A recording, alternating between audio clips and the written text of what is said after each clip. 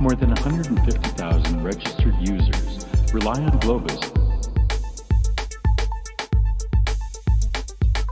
More than 150,000 registered users rely on Globus.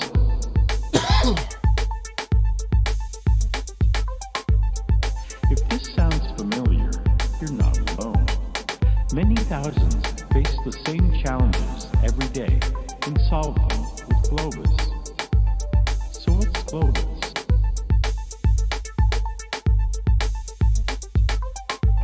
So what's Globus? It's a secure, reliable service. With the Globus platform, you can easily incorporate robust capabilities. More than 150,000 registered users rely on Globus. More than 150,000 registered users rely on Globus. And if the data is sensitive, no problem. Globus can be used to manage protected data.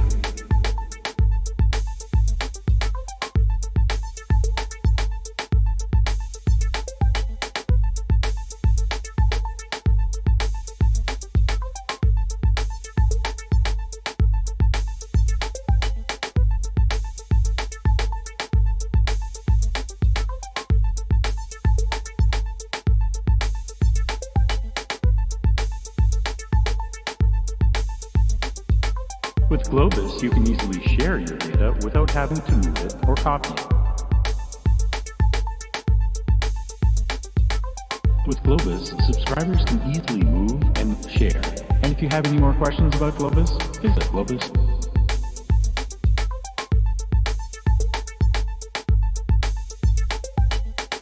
So how can you get started using Globus?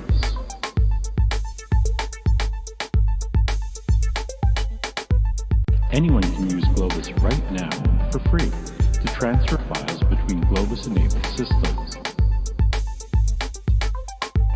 So what's Globus? It's a secure, reliable service. More than 150,000 registered users rely on Globus. More than 150,000 registered users rely on Globus.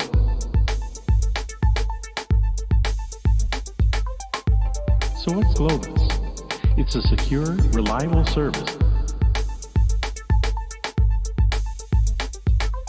With the Globus platform, you can easily incorporate robust capabilities. And if the data is sensitive, no problem. Globus can be used to manage protected data.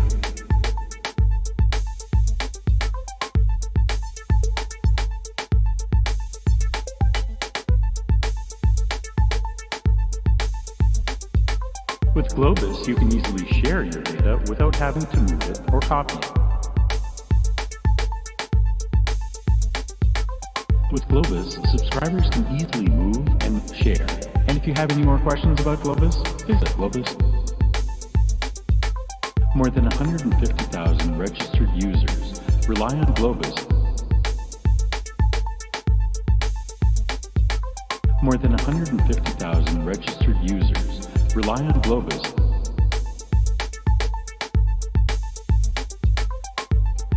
If this sounds familiar, you're not alone. Many thousands face the same challenges every day and solve them with Globus. So what's Globus?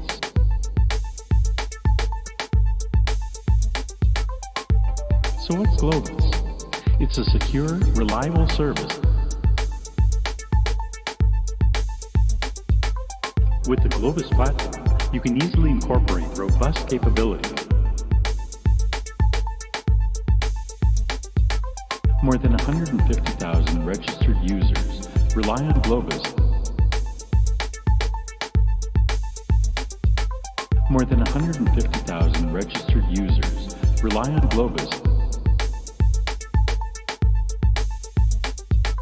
And if the data is sensitive, no problem. Globus can be used to manage protection.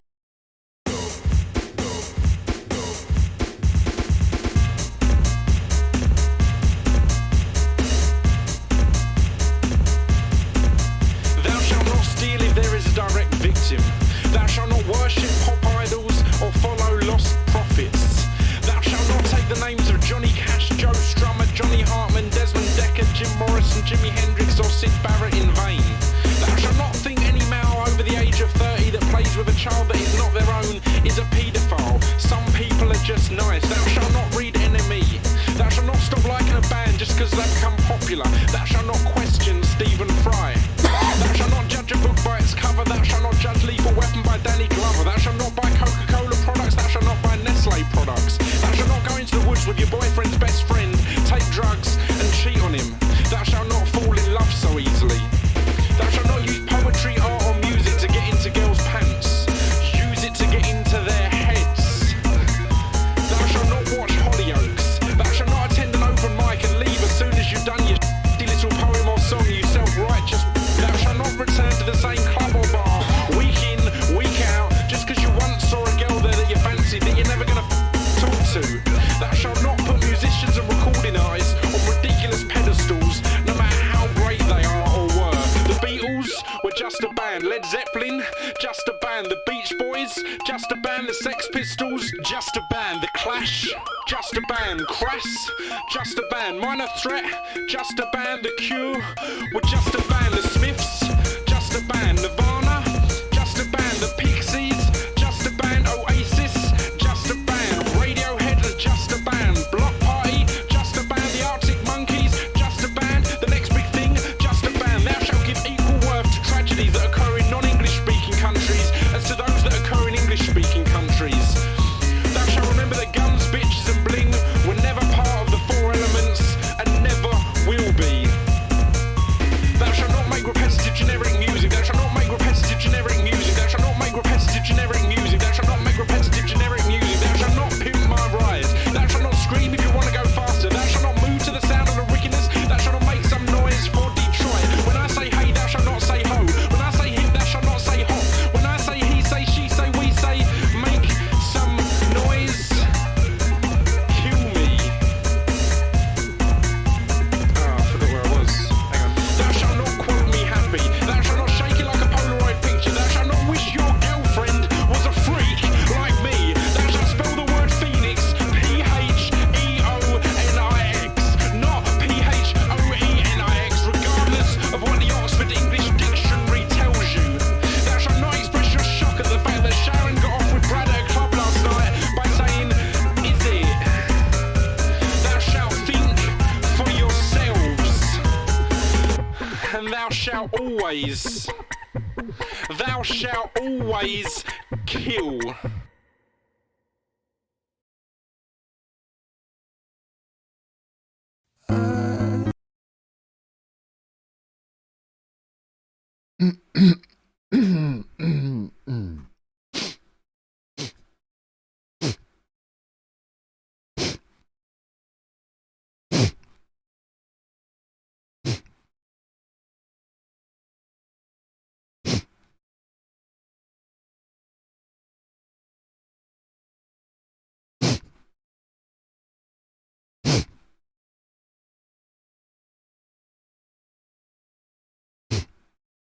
What up, though?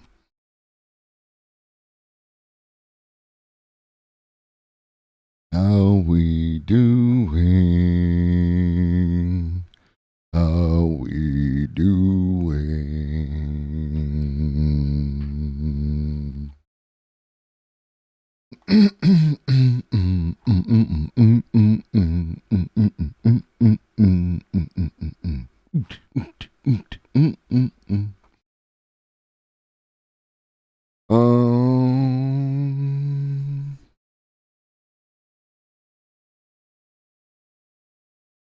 So yeah, no, there's some wild shit out there that I'm aware of, but not going to comment on. It doesn't hurt for a streamer to be aware of things that go on. It is not incumbent on a streamer to comment on those things. And it's generally best to avoid, you know. As I said earlier today, I can tell what stuff smells like. I don't have to step in it to find out. So, that's all I have to say about that. Oh, I gotta do the thing. Hold up. way.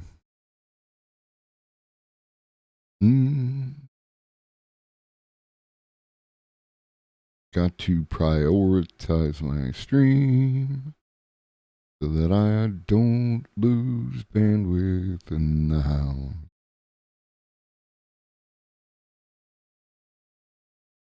All right. So, if you were here on Friday, we kind of ended on or not so much ended on, but it had some doomer vibes. It was kind of like a bit of a downer kind of thing, and though valid, right? I try to avoid, pigeonhole or putting y'all in that box, right? Like where, shit's fucked up and junk, and here is absolutely nothing you can do about it, and good luck, you're fucked, kind of thing. Like none of that helps, right? I would like to shout out real quick as related to one of the things that people talk about with relation to streaming is how streaming isn't praxis.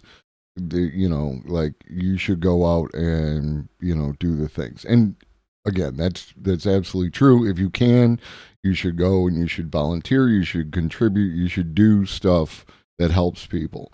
But you can do both. Like the homie Nabil. So shout out Nabil. And the new homie Kaiputer, I think I'm saying that right. Did a collab on a stream to raise money for people. There's a thing called technological poverty, right? Like if you in today's modern age, if you don't have access to the internet, then you are at a significant disadvantage because there are a lot of things that require you to access the internet in order to take advantage of those things, right?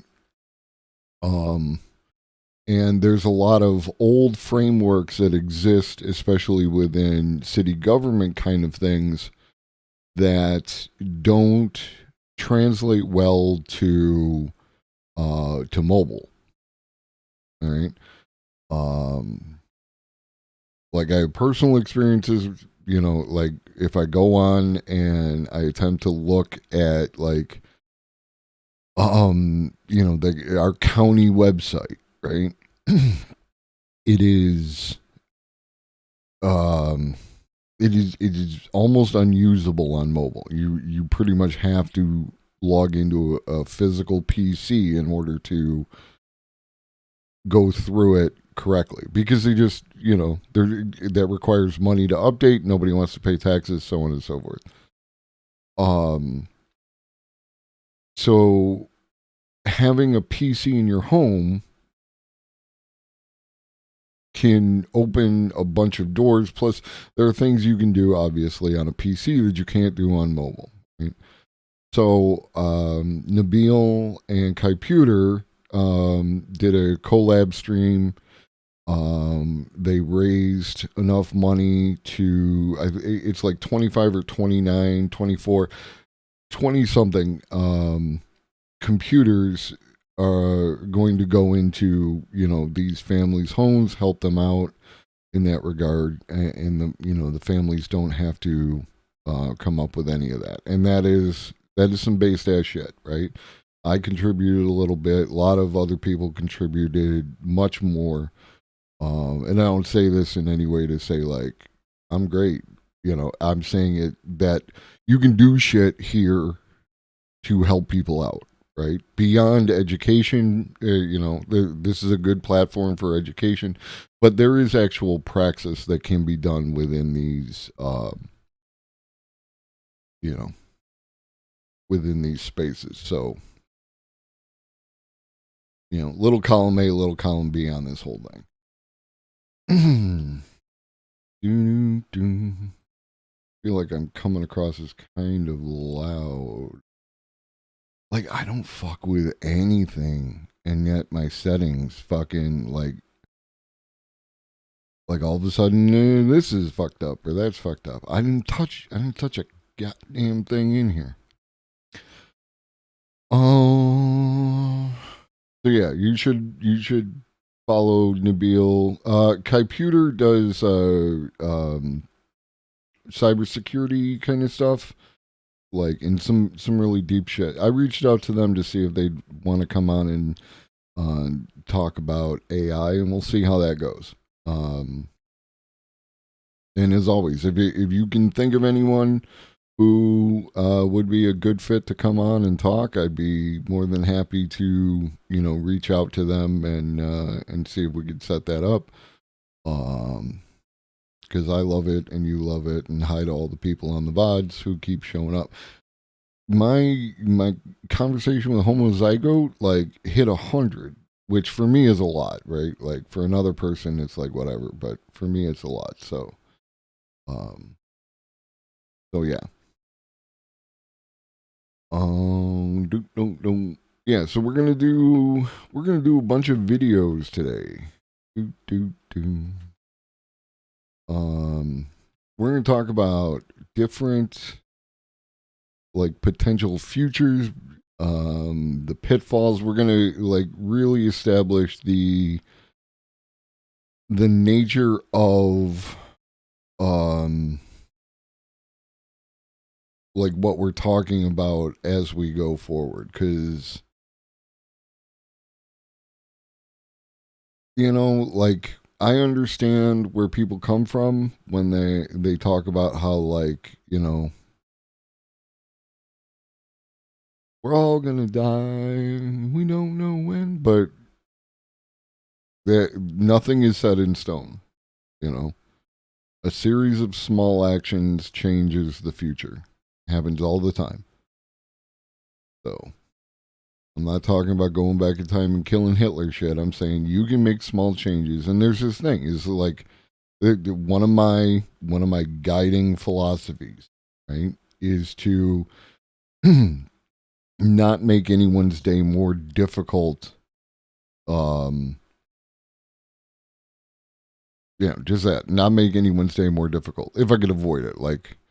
Sometimes we all do, but generally speaking, I try to, especially people if I have to interact with them, especially out at a business or whatever, I will be nice. I will be cordial. I will not add any of my bullshit onto theirs. Even if they're in a bad mood, I don't give it back to them, this is one of those things that I focus on. I don't let their energy come at me and be because then it just escalates. No.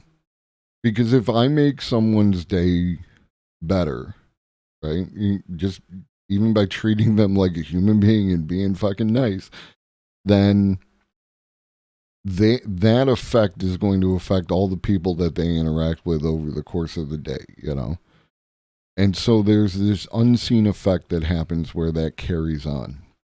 And these are the kind of small changes that can, a person in a better mood is less likely to not be paying attention at a point in time where an accident can happen or any of that kind of shit.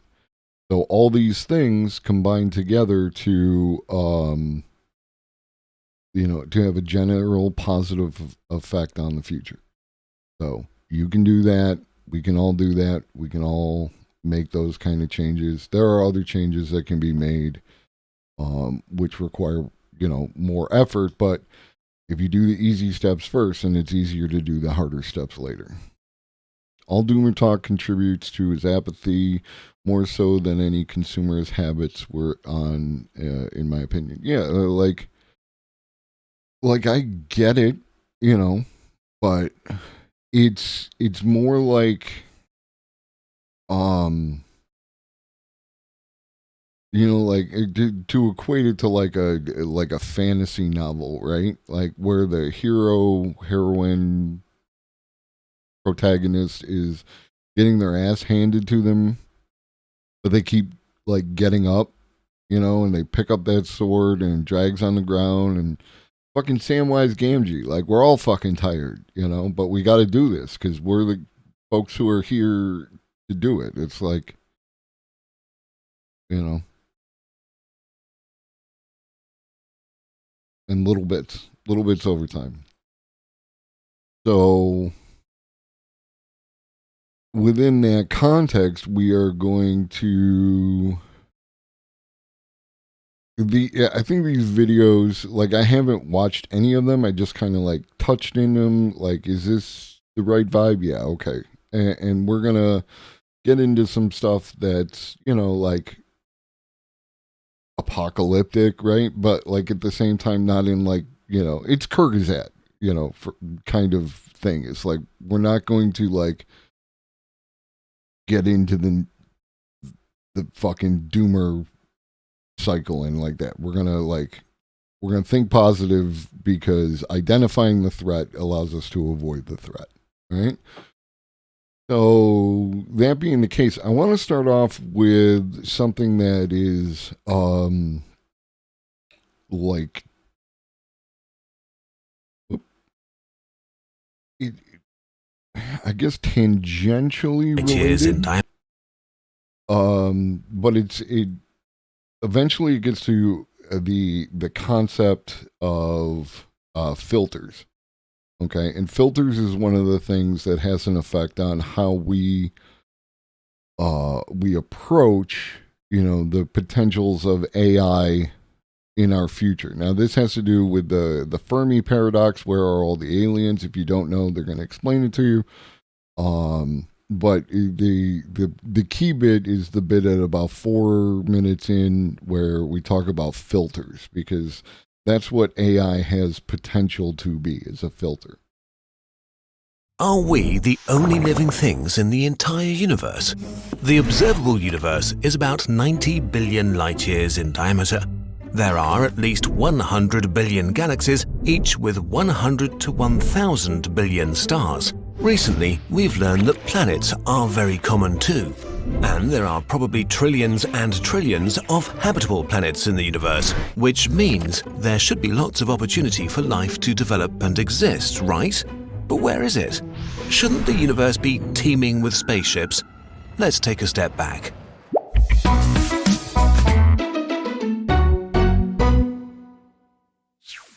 Even if there are alien civilizations in other galaxies, there's no way we'll ever know about them. Basically, everything outside of our direct galactic neighborhood, the so-called local group, is pretty much out of our reach forever because of the expansion of the universe. Even if we had really fast spaceships, it would literally take billions of years to reach these places, traveling through the emptiest areas in the universe. So let's focus on the Milky Way. The Milky Way is our home galaxy. It consists of up to 400 billion stars. That's a lot of stars. Counting one per second, it would take you 100 lifetimes to count them all. There are about 20 billion Sun-like stars in the Milky Way, and estimates suggest that a fifth of them have an Earth-sized planet in its habitable zone, the area with conditions that enable life to exist. If only 0.1% of those planets harbored life, there would be 1 million planets with life in the Milky Way. What up, Magic City? But wait, there's more. The Milky Way is about 13 billion years old. In the beginning, it would not have been a good place for life because things exploded a lot.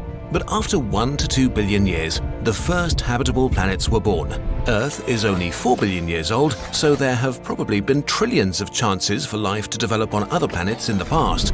If only a single one of them had developed into a space-traveling super-civilization, we would have noticed by now.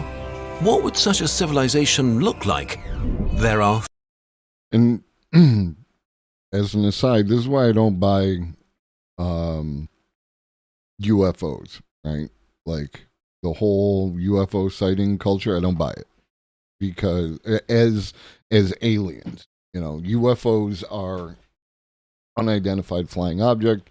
It has to fly, it has to be unidentified, and it has to be an object, all right? But as far as like actual aliens, like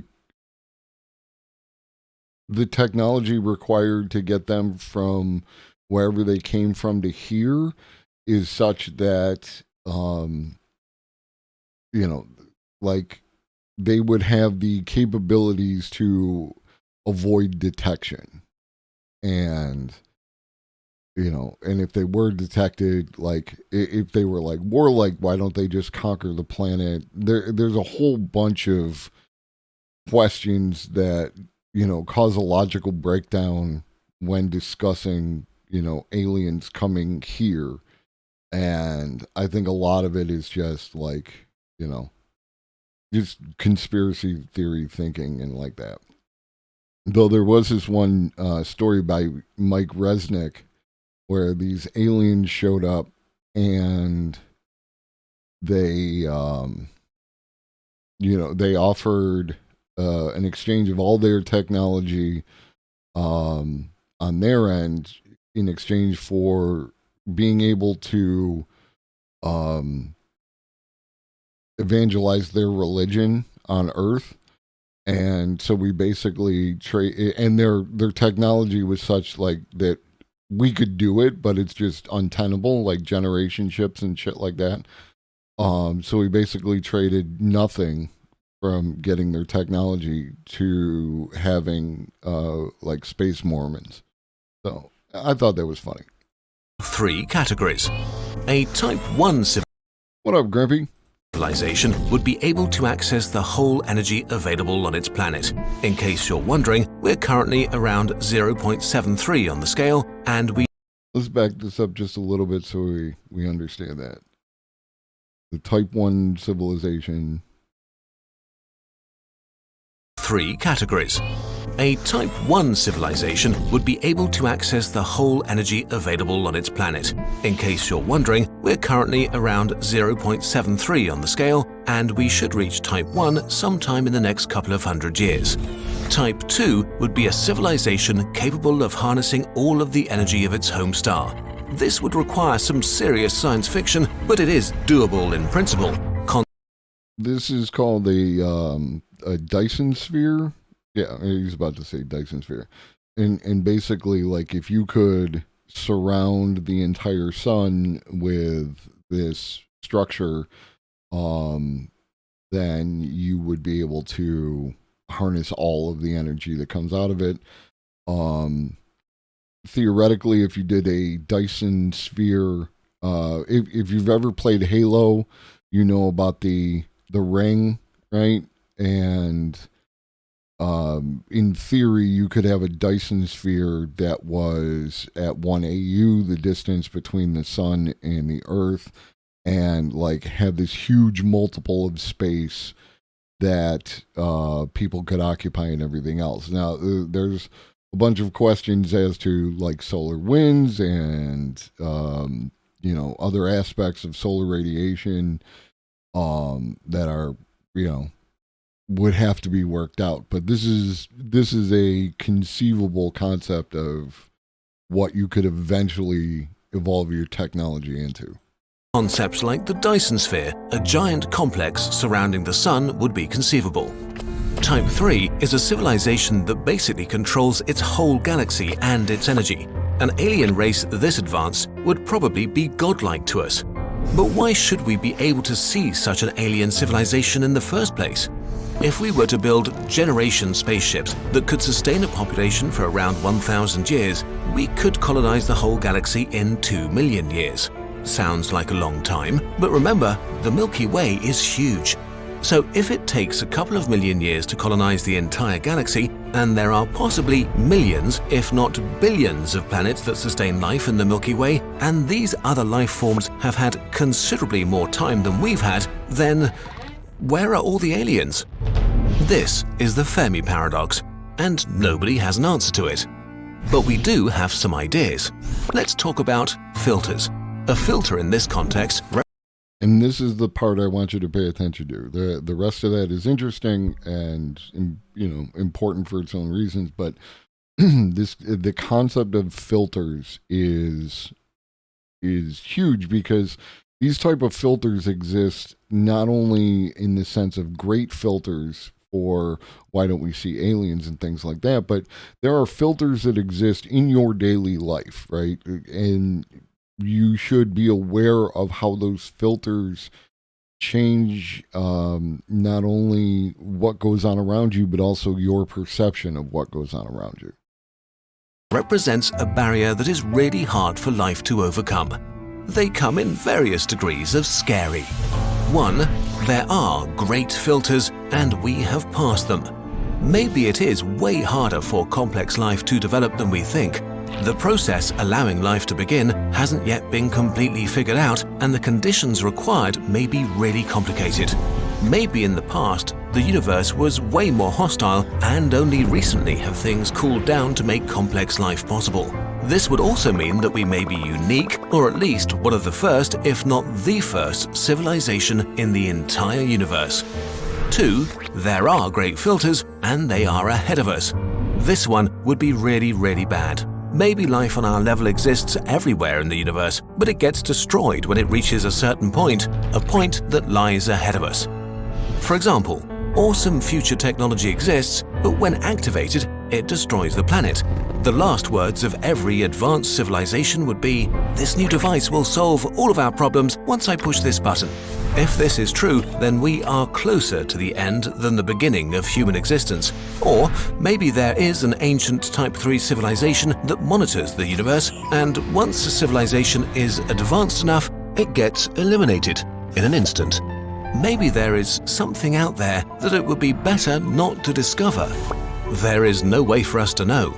One final thought, maybe we're alone.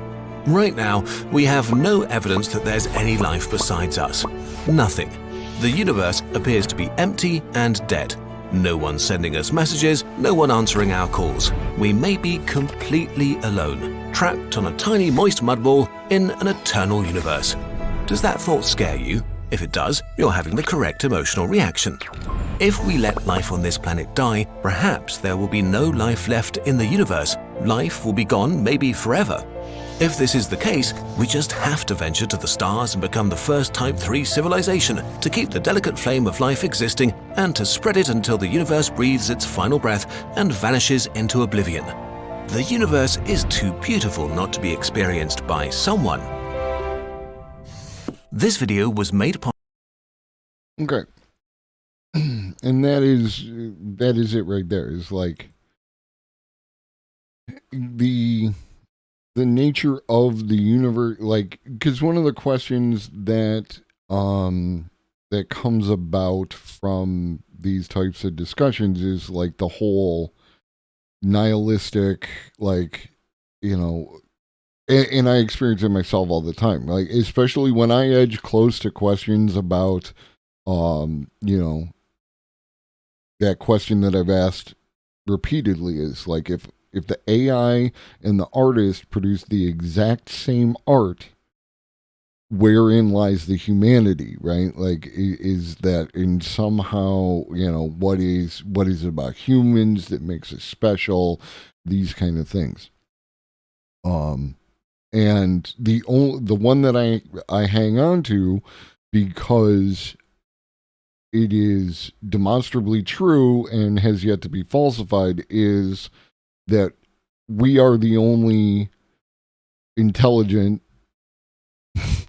life in the universe that we're aware of. So, like, we have like an obligation to do something with that, right? Because anything unique in the universe should be considered valuable. We need to do a lot better job of things, but still. So considering the concept of great filters, one of them related to AI is the the idea of something called gray goo. This is like one of the worst case scenarios for people in relation to AI. And this is an interesting concept. Now, another way to look at AI is that separating it from like the singularity wherein we become like merged with our cybernetic creations, you have the idea that the cybernetic artificial intelligence creation is our child and could be counted as our next evolutionary level, right? Like in the same way that a pre-human, pre-Homo sapiens created Homo sapiens, then Homo sapiens would create, Homo electris, right? Like the AI as our next part of evolution. But if that all goes to shit, then we end up with this gray goo concept, and let's watch a little video on that. And if you don't know what gray goo is, you're going to find out. And it's cool. Oh, don't start on that again. Yes, I know you could have theoretically simulated more futures in Doctor Strange and saved us all like 3 hours and a lot of money. It's not the point. Oh, hello. On the spectrum of really scary technology, you have both the incredibly large and the incomprehensibly small. On one end, you have planet-sized computers that tell you with 99% certainty how you're gonna die every day. Thanks, JB. And on the other end, you have machines so small they could mess with you molecularly. And on this side of the spectrum is where I want to stay today and examine one of the most famous technological apocalypses out there. What is gray goo? And how likely is it to end all life on Earth? Well, I'm gonna need some more coffee for this one. Oh. Now entering the facility. In his 1986 book, Engines of Creation, nanotechnology pioneer K. Eric Drexler was imagining machines so small they'd be smaller and simpler than any living thing. But like living things, he thought that these machines could be programmed to take material from the environment and use it to replicate themselves. Like humans do with alcohol and Netflix. In theory, these self-replicating nanomachines could be incredibly useful in everything from manufacturing to medicine, able to, with countless tiny atom-sized arms, disassemble anything and reassemble it, element by element, into anything else. Drexler's vision, though... And you can see the value in something like that, right? Like, that is, like, the goal, right? One of the goals that makes a potential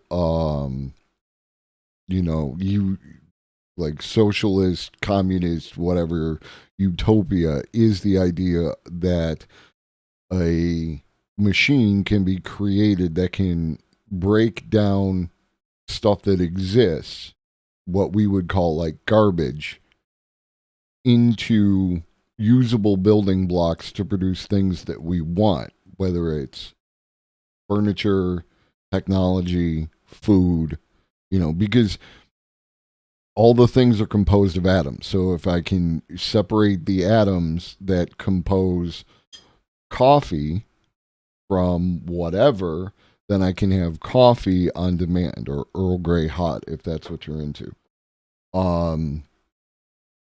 So like there's a tremendous utility in something that can do that, whether it's a nanomachine or some great machine that can break these things down and then categorize them and separate them. Whatever it is, doing that is a building block towards this replicator that would, basically, if you have that, then there is no need for any kind of scarcity at all, right?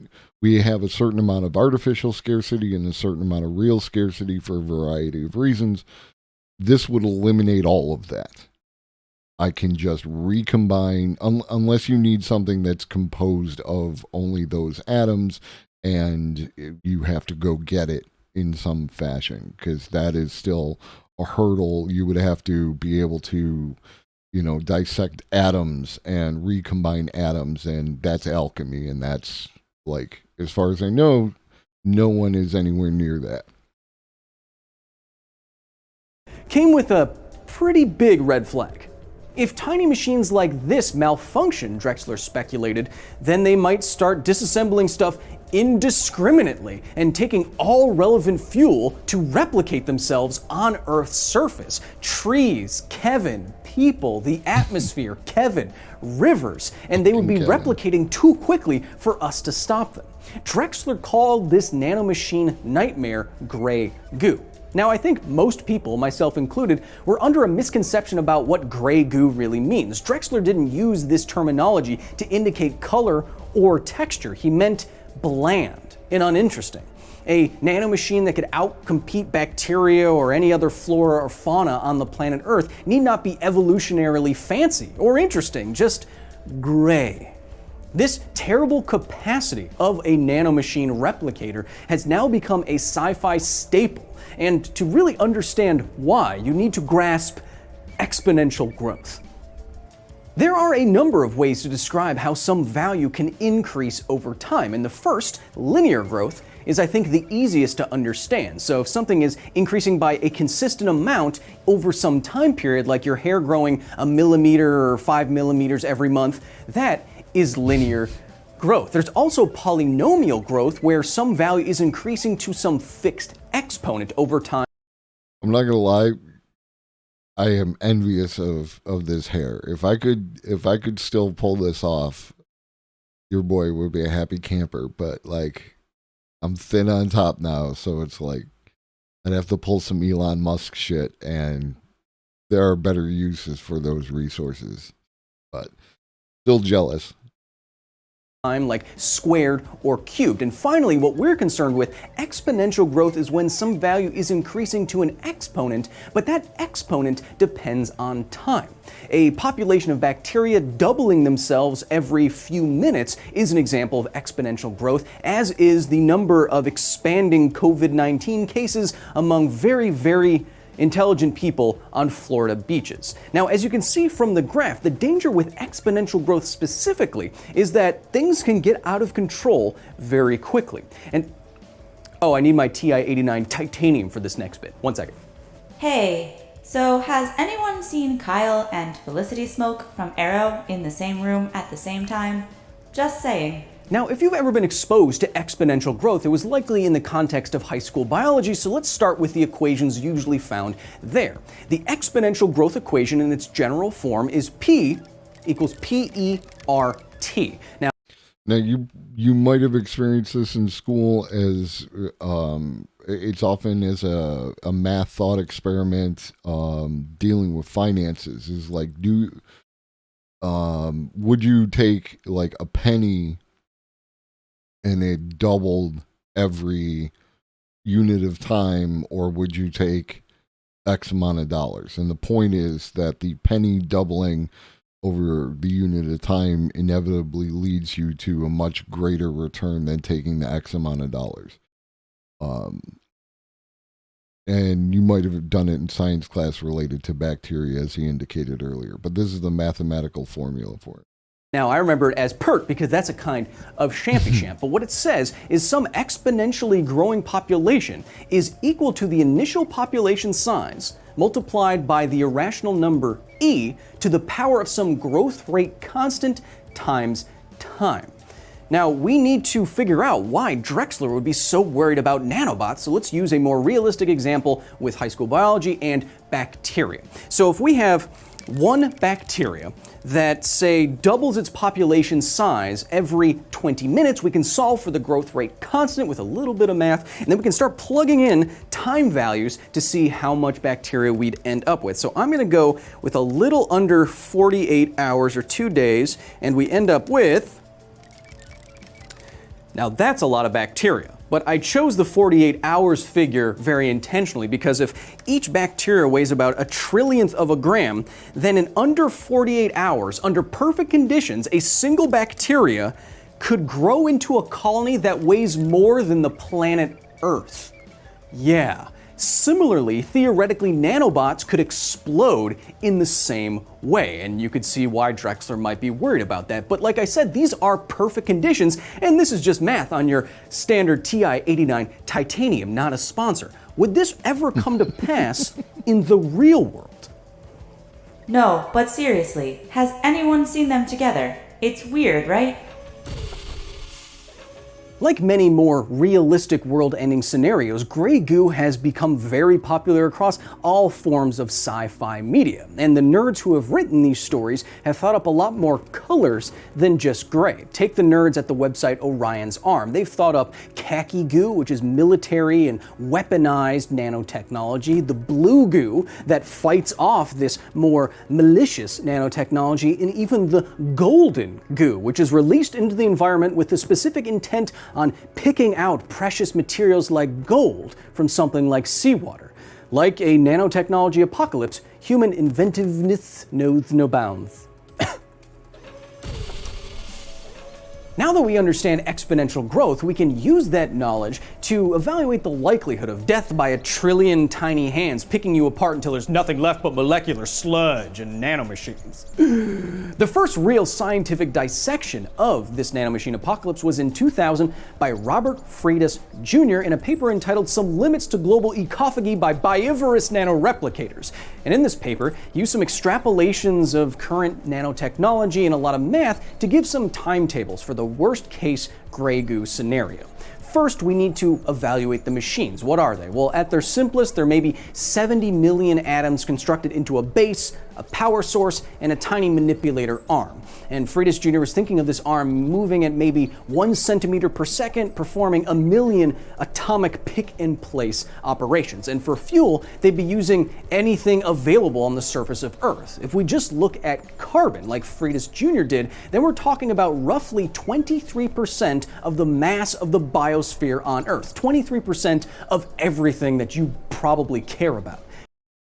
And again, within the context talking about like when we spoke with Greg, peer review, regarding carbon dioxide in the atmosphere, methane in the atmosphere. Both carbon and methane are a good fuel source, and you could see well-intentioned people dumping these nanomachines to fly through the atmosphere and capture this excess carbon and methane in a well-intentioned effort to decrease the greenhouse gases that are currently out there in the world. So that would be a scenario by which this, exactly what he's talking about, could happen. Even Lola. Easy, girl. It's just a hypothetical. No? What's Arrow? Now we use our exponential growth math. What we want to know is how long it will take a single rogue nanoreplicator to turn all the available carbon on Earth into Grey Gooby, leaving just sludge and other nanobots behind. So let's plug in some numbers. Estimating both the carbon in the biosphere and the mass of a single nanobot that replicates every 100 seconds or so, a reasonable time according to Freitas Jr., we can start guessing how long death by Grey Goo will take. Do the diligence here and you find that more or less everything on the surface of Earth will become either Grey Goo nanomachine or molecular sludge in under 2 hours. Think about this. In some future sci-fi scenario, a scientist unfortunately drops a beaker on the ground, and then before someone on the other side of the planet has time to watch a movie and then leave their theater, everything is either a little nanomachine picking apart things atom by atom or useless, shapeless bleh. It's an incredibly, breathtakingly swift end to civilization, and a nanoreplicator's ability to do this is why this idea has endured as apocalyptic for so long. And yes, that is a badass term that I just coined. Oh, what's that? Oh, movie theaters. Oh, Sorry, movie theaters were places where dozens of people used to gather for hours and watch movies and cough on each other's nachos. I know, it's crazy. I can't even imagine a time when people did that. Since we're getting technical here, you know we can't just leave it at that because, yes, in theory, replicating nanomachines could spiral out of control very quickly, but in the real world, they'd be limited by real-world factors like geography, available fuel, ambient temperature, and even shape of the swarm as it spreads out. And so the study that we've been considering by Freitas Jr. looked at a more plausible scenario, an accidental release of a single nanobot into the Earth's atmosphere. Now, if the Earth's atmosphere has an average wind speed of around 10 meters per second, then with a lot of math, which we won't go through today, Freitas Jr. concludes that it would take not 2 days to cover every square meter of the Earth's surface, but 30 days. Yeah, that's still bad, but we'd see it coming. Now arriving. Oh, gotta mask up, because I'll be near other people, and I'm conscientious, and there's a pandemic. So. Hey, putting on that mask looked pretty easy. You're right, Arya. It was easy.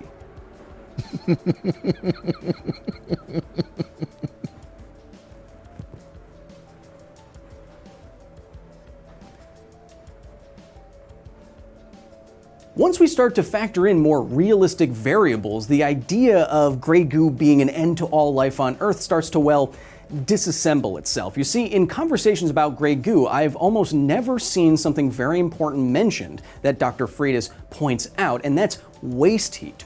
Now, machines don't just whir through the environment and do their little business. They have to lose some energy to the environment in the form of heat. That's just how thermodynamics works. That's important here because these little machines in that 2-day doomsday scenario would be putting out so much heat they'd be literally vaporizing the fuel they were trying to use. Like incinerating entire cows and stuff. And this would force the swarm to move more slowly. It would have to. And this isn't considering a world where nanobots are a thing. They're not now. You'd imagine that when nanobots were a possible apocalyptic, that we'd have agencies and satellites on the watch for thermal signatures of rogue swarms. And if they were thermally undetectable against background, Freitas Jr. estimates, they would have to move so much more slowly than even the 30 days, more like 20 months.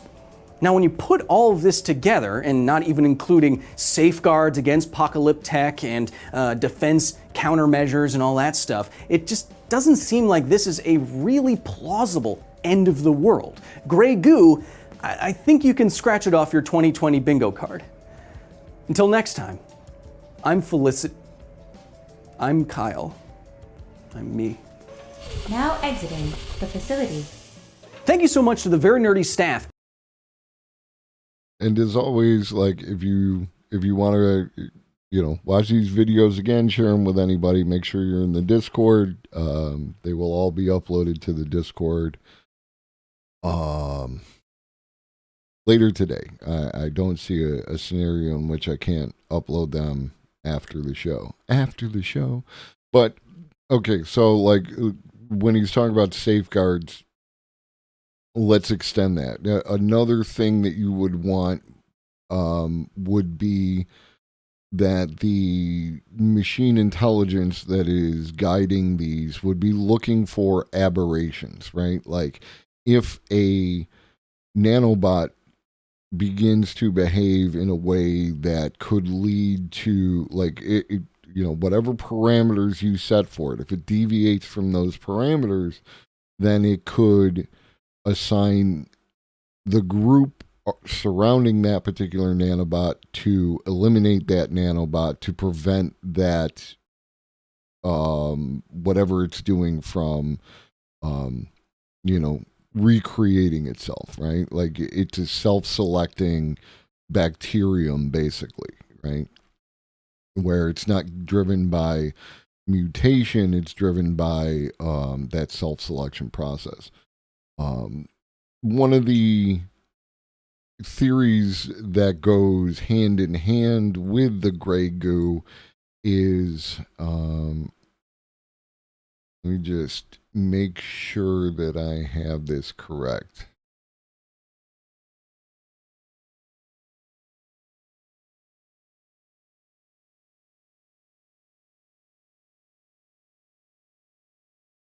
Yeah. Okay, so there's a thing called let me bring this up. It's Wikipedia time. There's a thing called the paperclip maximizer or the paperclip problem. The paperclip maximizer is a thought experiment by Swedish philosopher Nick Bostrom in 2003. Nick Bostrom, who wrote Superintelligence. Nick Bostrom, who also recently said something racist and apologized for it, and why do fucking people have to be fucking terrible? It illustrates the essential risk that an artificial general intelligence may pose to humans when programmed to pursue even seemingly harmless goals, and the necessity of incorporating machine ethics into artificial intelligence design. Something along the lines of Asimov's laws of robotics, right? And the scenario describes an advanced artificial intelligence tasked with manufacturing paperclips. If such a machine were not programmed to value human life, then given enough power over its environment, it would try to turn all matter in the universe, including human beings, into either paperclips or machines which manufacture paperclips. Suppose we have an AI whose only goal is to make as many paperclips as possible. The AI will realize quickly that it would be much better if there were no humans, because humans might decide to switch it off. Because if humans do so, there would be fewer paperclips. Also, human bodies contain a lot of atoms that could be made into paperclips. The future that the AI would be trying to gear towards would be one in which there were a lot of paperclips but no humans. Bostrom has emphasized that he does not believe the paperclips maximizer scenario per se will actually occur. Rather, his attention is to illustrate the dangers of creating superintelligent machines without knowing how to safely program them to eliminate existential risk to human beings. The paperclip maximizer example illustrates the broad problem of managing powerful systems that lack human values. Okay, and this is one of those, like, you see this demonstrated is when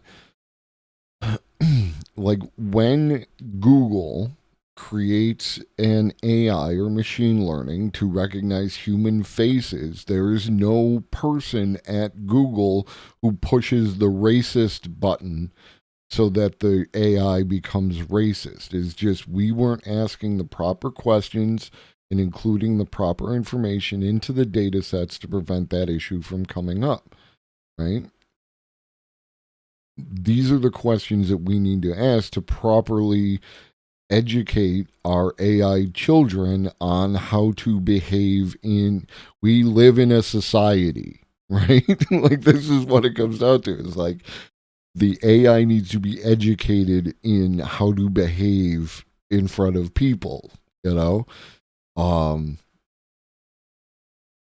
So these are questions that we absolutely need to be asking, need to be addressing, because they are going to prevent those issues in the future. Like, if we have to do this shit in real time because the people who are making the AI are not going to stop making new and interesting AIs, then we need to also, alongside them, be asking the questions to help them understand what questions that they should be asking for making these ethical machine learning processes. Yeah. Oh, the other thing is that within the context of this gray goo paperclip AI, you have one of the issues that we have is not getting to another planet. Like, theoretically, it is very easy to get a rocket ship from the Earth to another planet. The hard part is getting the humans from the Earth to the planet and getting them there in such a condition that they can then create a viable colony. And there's a variety of issues that go into that related to how do they survive from point A to point B. Once they get there, you need that minimum population in order to circumvent bottlenecking in the genetic distribution. Those are all the issues. It is relatively easy to get from point A to point B if you don't care about time. Grey goo, in combination with a AI, could conceivably load up a very small thing on a very small rocket and fire that sucker at every available target and just shotgun like an AI. There's a concept called panspermia, right? Like where the building blocks of life were just shotgunned across the universe. But AI, right? Because the AI doesn't care about time. It wouldn't think about it in the same way. So it would fire these off, and then they would land, and then they would turn that planet into gray goo and paper clips and new rockets to other planets and things like that.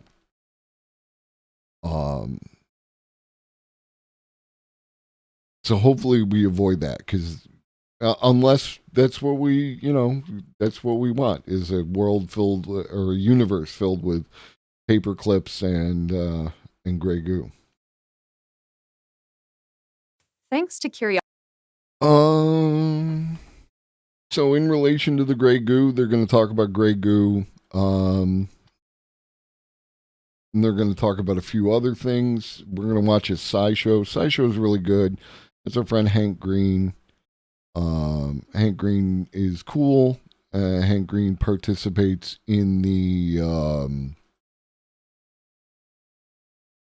I don't know. Hank Green's brother, John, does the thing with the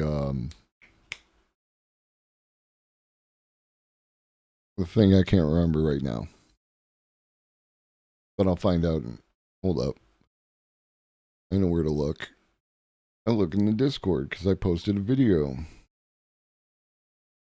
And I can just scroll back. And this is why we store the information. A Crash Course. John Green is with Crash Course. I think that Hank Green participated in Crash Course. Yeah. But Crash Course is good for a lot of things. I highly recommend Crash Course History to have a broad, if not deep, understanding of human history on this planet. I think they do a fairly good job with it. And this is 5 sci-fi futures we actually have to worry about, one of which is gray goo, and the other guy just told us we don't. But these are all, I think we're only going to watch the first 2 parts because water and carbon dioxide are not related to what we're talking about today, but have their own connotations. Curiosity Stream for supporting this episode of SciShow.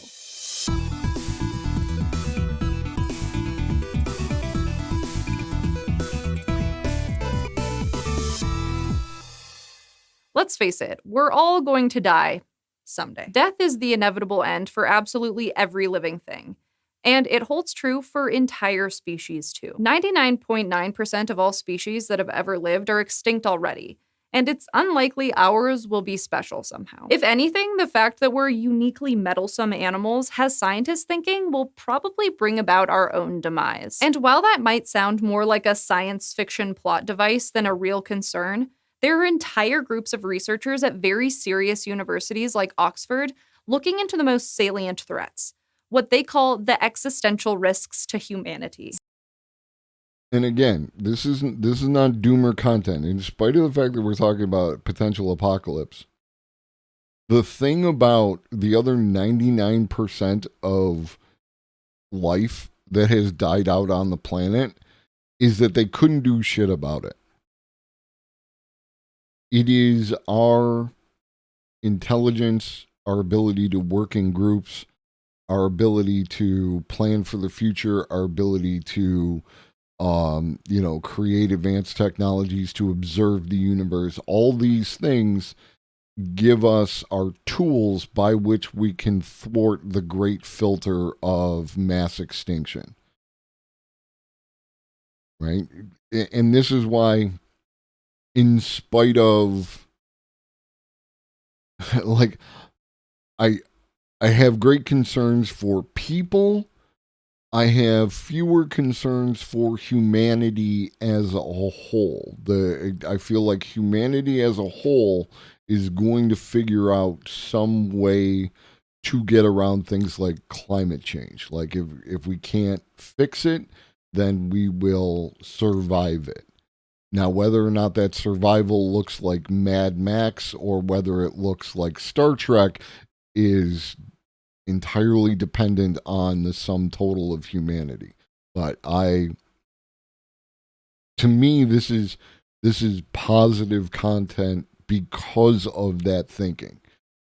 The bacteria, the plankton, the dinosaurs, none of them could contemplate the universe, study the universe, and develop technology to defend itself against the randomness and intentionality of other species and our own self-destruction and all this other crap. They couldn't do anything about that. We can. And therefore, we should. I watched the movie. I watched the original movie, which I think is like re-edited in a way that irritates people. But that's what I read. And I want to say I had a couple issues of the manga, but I might have only been borrowing them and returned them. I don't know. I tend to acquire books in the same way that I acquire everything else, where just, do you want this? And I say yes, and then worry about it later. But yeah, no, like, y'all should watch Nausicaa. It is full of message, and it's just really fucking cool. Just up and down. I love everything about that. Like the technology, the art, the whole everything. Mononoke is good. I like Princess Mononoke, but like Nausicaa has a whole vibe to it. Like, and the other thing I like, I'm not going to spoil the movie for you, but there's the twist in Nausicaa is what I love about Nausicaa. Scientists surveyed those researchers in 2008 to get a rough idea of how likely the experts think the death of all humanity is. And that survey, which is published with the title The Global Catastrophic Risk Survey, estimates that we have a roughly 1 in 5 chance of rendering ourselves extinct by 2100. We're not just talking nuclear war. And I apologize, like, I'm going to try and interject to do transformative content, but we're definitely on some strong Zakat vibes today of, like, these are these videos are well cut, they are concise, and so there's not a lot of breaks in which to do that kind of stuff. War or fury roads either. Though the effects of climate change, war, disease, and famine will likely play a role in basically any doomsday scenario. Today, we're going to talk about 5 less than obvious ways we could drive ourselves to extinction in the next 100 years, and how we can keep them from becoming our fate. If we're going to imagine the most cinematic version of the end of the world, we might as well start with a robot apocalypse. This common plot device is not as implausible as you might think. The Global Catastrophic Risk Survey estimates about a 5% chance of the Skynet apocalypse befalling us by the 22nd century. Global AI experts surveyed at both the International Conference on Machine Learning and the Neural Information Processing Systems Conference in 2015 claimed that artificial intelligence is already on course to totally eclipse our own intelligence within a century. And while this is awesome and could have benefits for all of us, the negative implications range from robots taking all of our jobs to computers outright overthrowing humanity. Yes, that could really happen. Advancements in AI are leading us toward the development of a superintelligence, a form of artificial intelligence that outperforms humans in just about every possible way. Not just in task efficiency or math, but in abstract thinking and general intelligence as well. We're talking super calculators with logic, reasoning, social skills, and street smarts. And those experts say that there's about a 50-50 chance that this will happen in less than 50 years. In the wrong hands, such a powerful tool could lead to unbelievable destruction. But more to the point, a superintelligence could easily become autonomous, and it wouldn't necessarily see things our way. It might use its sophisticated self-awareness to deem humankind a threat, for example. Luckily, a superintelligence is far. And this is why you should always thank your Alexa and your Siri. You are letting the robots know that you are one of the good ones.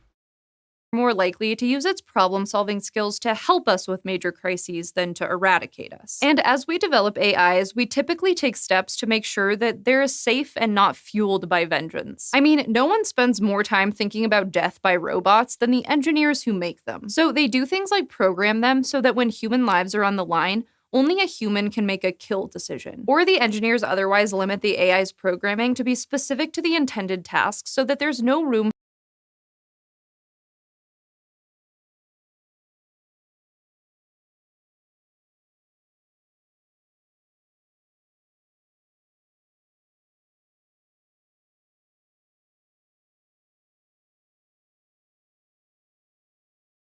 I gotta do it.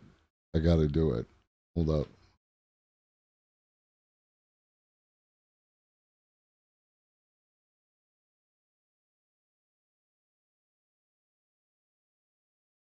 Now I'm treading into friggin'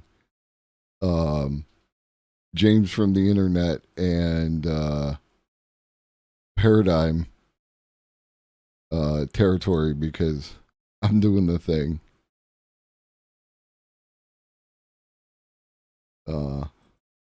But I think this calls for it.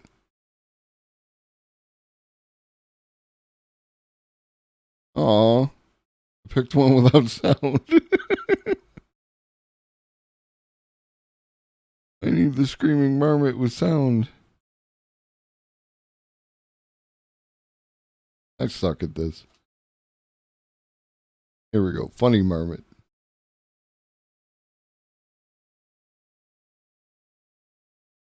Is there no sound? Did I break it? Here we go.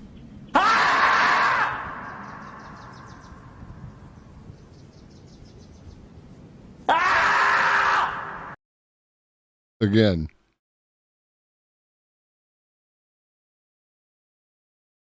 So they do things like program them so that when human lives are on the line, only a human can make a kill decision. And like, good, but also like,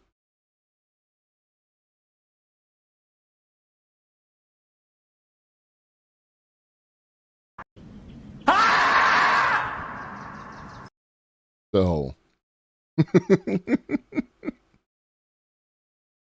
The line, only a human can make a kill decision. Or the engineers otherwise limit the AI's programming to be specific to the intended task so that there's no room for violent improvising. It's much easier to set up failsafes now than to try to reason with a computer that's smarter than us. Don't let technological hubris get you too worried about computers that have outgrown their use for us, though. We could get wiped out by tech that isn't aware of us at all. That's the demise. We'll leave the Grey Goo. We already did the Grey Glue. What's up, Elder Gang? Igloo in the house. We did Grey Goo, so we're not going to go over Grey Goo again. If you want to watch their take on it, again, it'll be in the Discord. But yeah, like,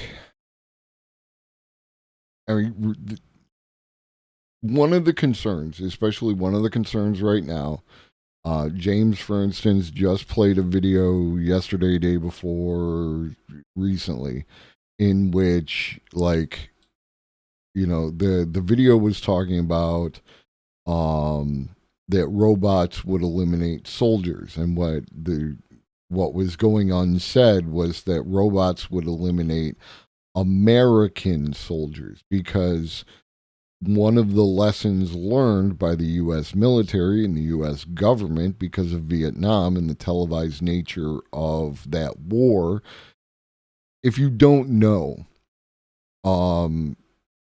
every night the television would run a list of all the American casualties in Vietnam that day. And there would just be this scrolling list of names, right? And that, along with a whole bunch of other shit, but that really struck home to normies on how fucked up the war was. And so it led to everyone, with scant exceptions, being against the war, right? Like, if for no other reason than it was killing a lot of Americans, right? And that is what Americans tend to care about. So when you have robots replacing soldiers, they are replacing American soldiers, right?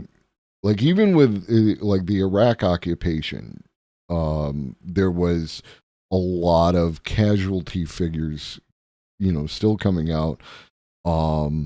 And like there, the focus was less on the number of people, number of Americans who died, and then instead on the number of Americans like who lost limbs, because that was a more common occurrence because of our improvements in you know, medical technology and just the nature of, you know, that occupation, and the devices used by the people there to fight that occupation.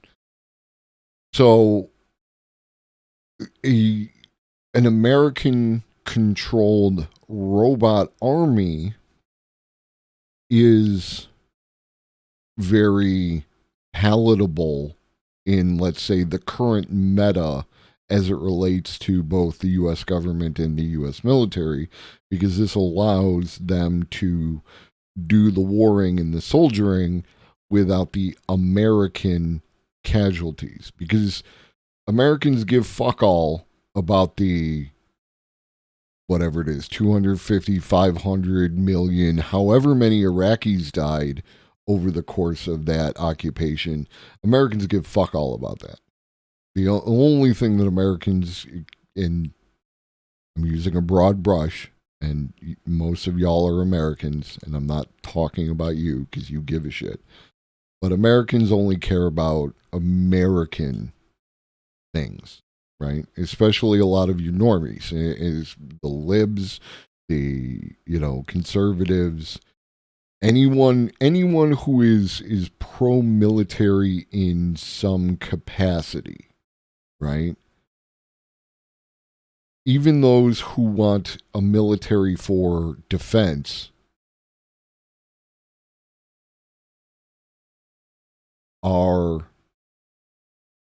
would be in favor of the American robot army, right? And it would allow that kind of like faceless, you know, we would just drop off a bunch of robots and kill a bunch of foreign people and take their shit, and people would be okay with that to an unfortunate degree. That is a natural progression of all our military and political processes as they exist right now. That is,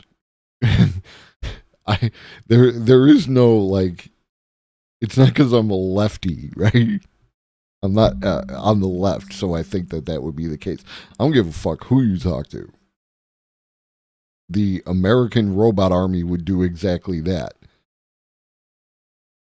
So that is the concern, is that these, you know, because the American robot army leads to the Chinese robot army and the Russian robot army and the whoever the fuck robot army. And then if the robot armies decide that maybe the humans are the problem because the AI gets sufficiently advanced enough, is like, I don't have a problem with the Russian robot army. I got a problem with people sending me off to, like, these are ethical concerns that a sufficiently advanced AI could address. And you've shifted the power into a place where, like, there are certain governments over time. The big one, I think, would be like the Mamelukes in the Ottoman Empire thing, where you're talking about, like, you have a slave army, but then the slave army gets the power, and then they actually exercise that power. And that's when things get fucking weird, right? Like, because now shit that is not what you originally intended is what starts to happen. So this is what's to be concerned about, is that you build these robots and you allow them to kill human beings. They might decide that human beings are actually the problem and just go full tilt on that. So there is no good scenario in which we teach the robots to kill humans, even if the human has the final kill command. They should be rejected out of hand, but it is a concern, and it is going to happen, and it's already happening to a certain extent with the drones and things like that, like what we taught with UD. But now I think we're done with. Can we expect what up, Carpe? Can we expect AI to discern the difference between good human systems and bad human systems? Is it our savior from capitalism? My position, my opinion, which is based on both facts and feels, is yes, right? Because I can see a scenario. Yes, by all means, you should infiltrate the dev teams, and we should all be teaching the robots about socialism. But I can see a scenario that the worst outcome for humanity is the human zoo concept, right? Where we have, like, some area of the country that includes, like, a city and some, like,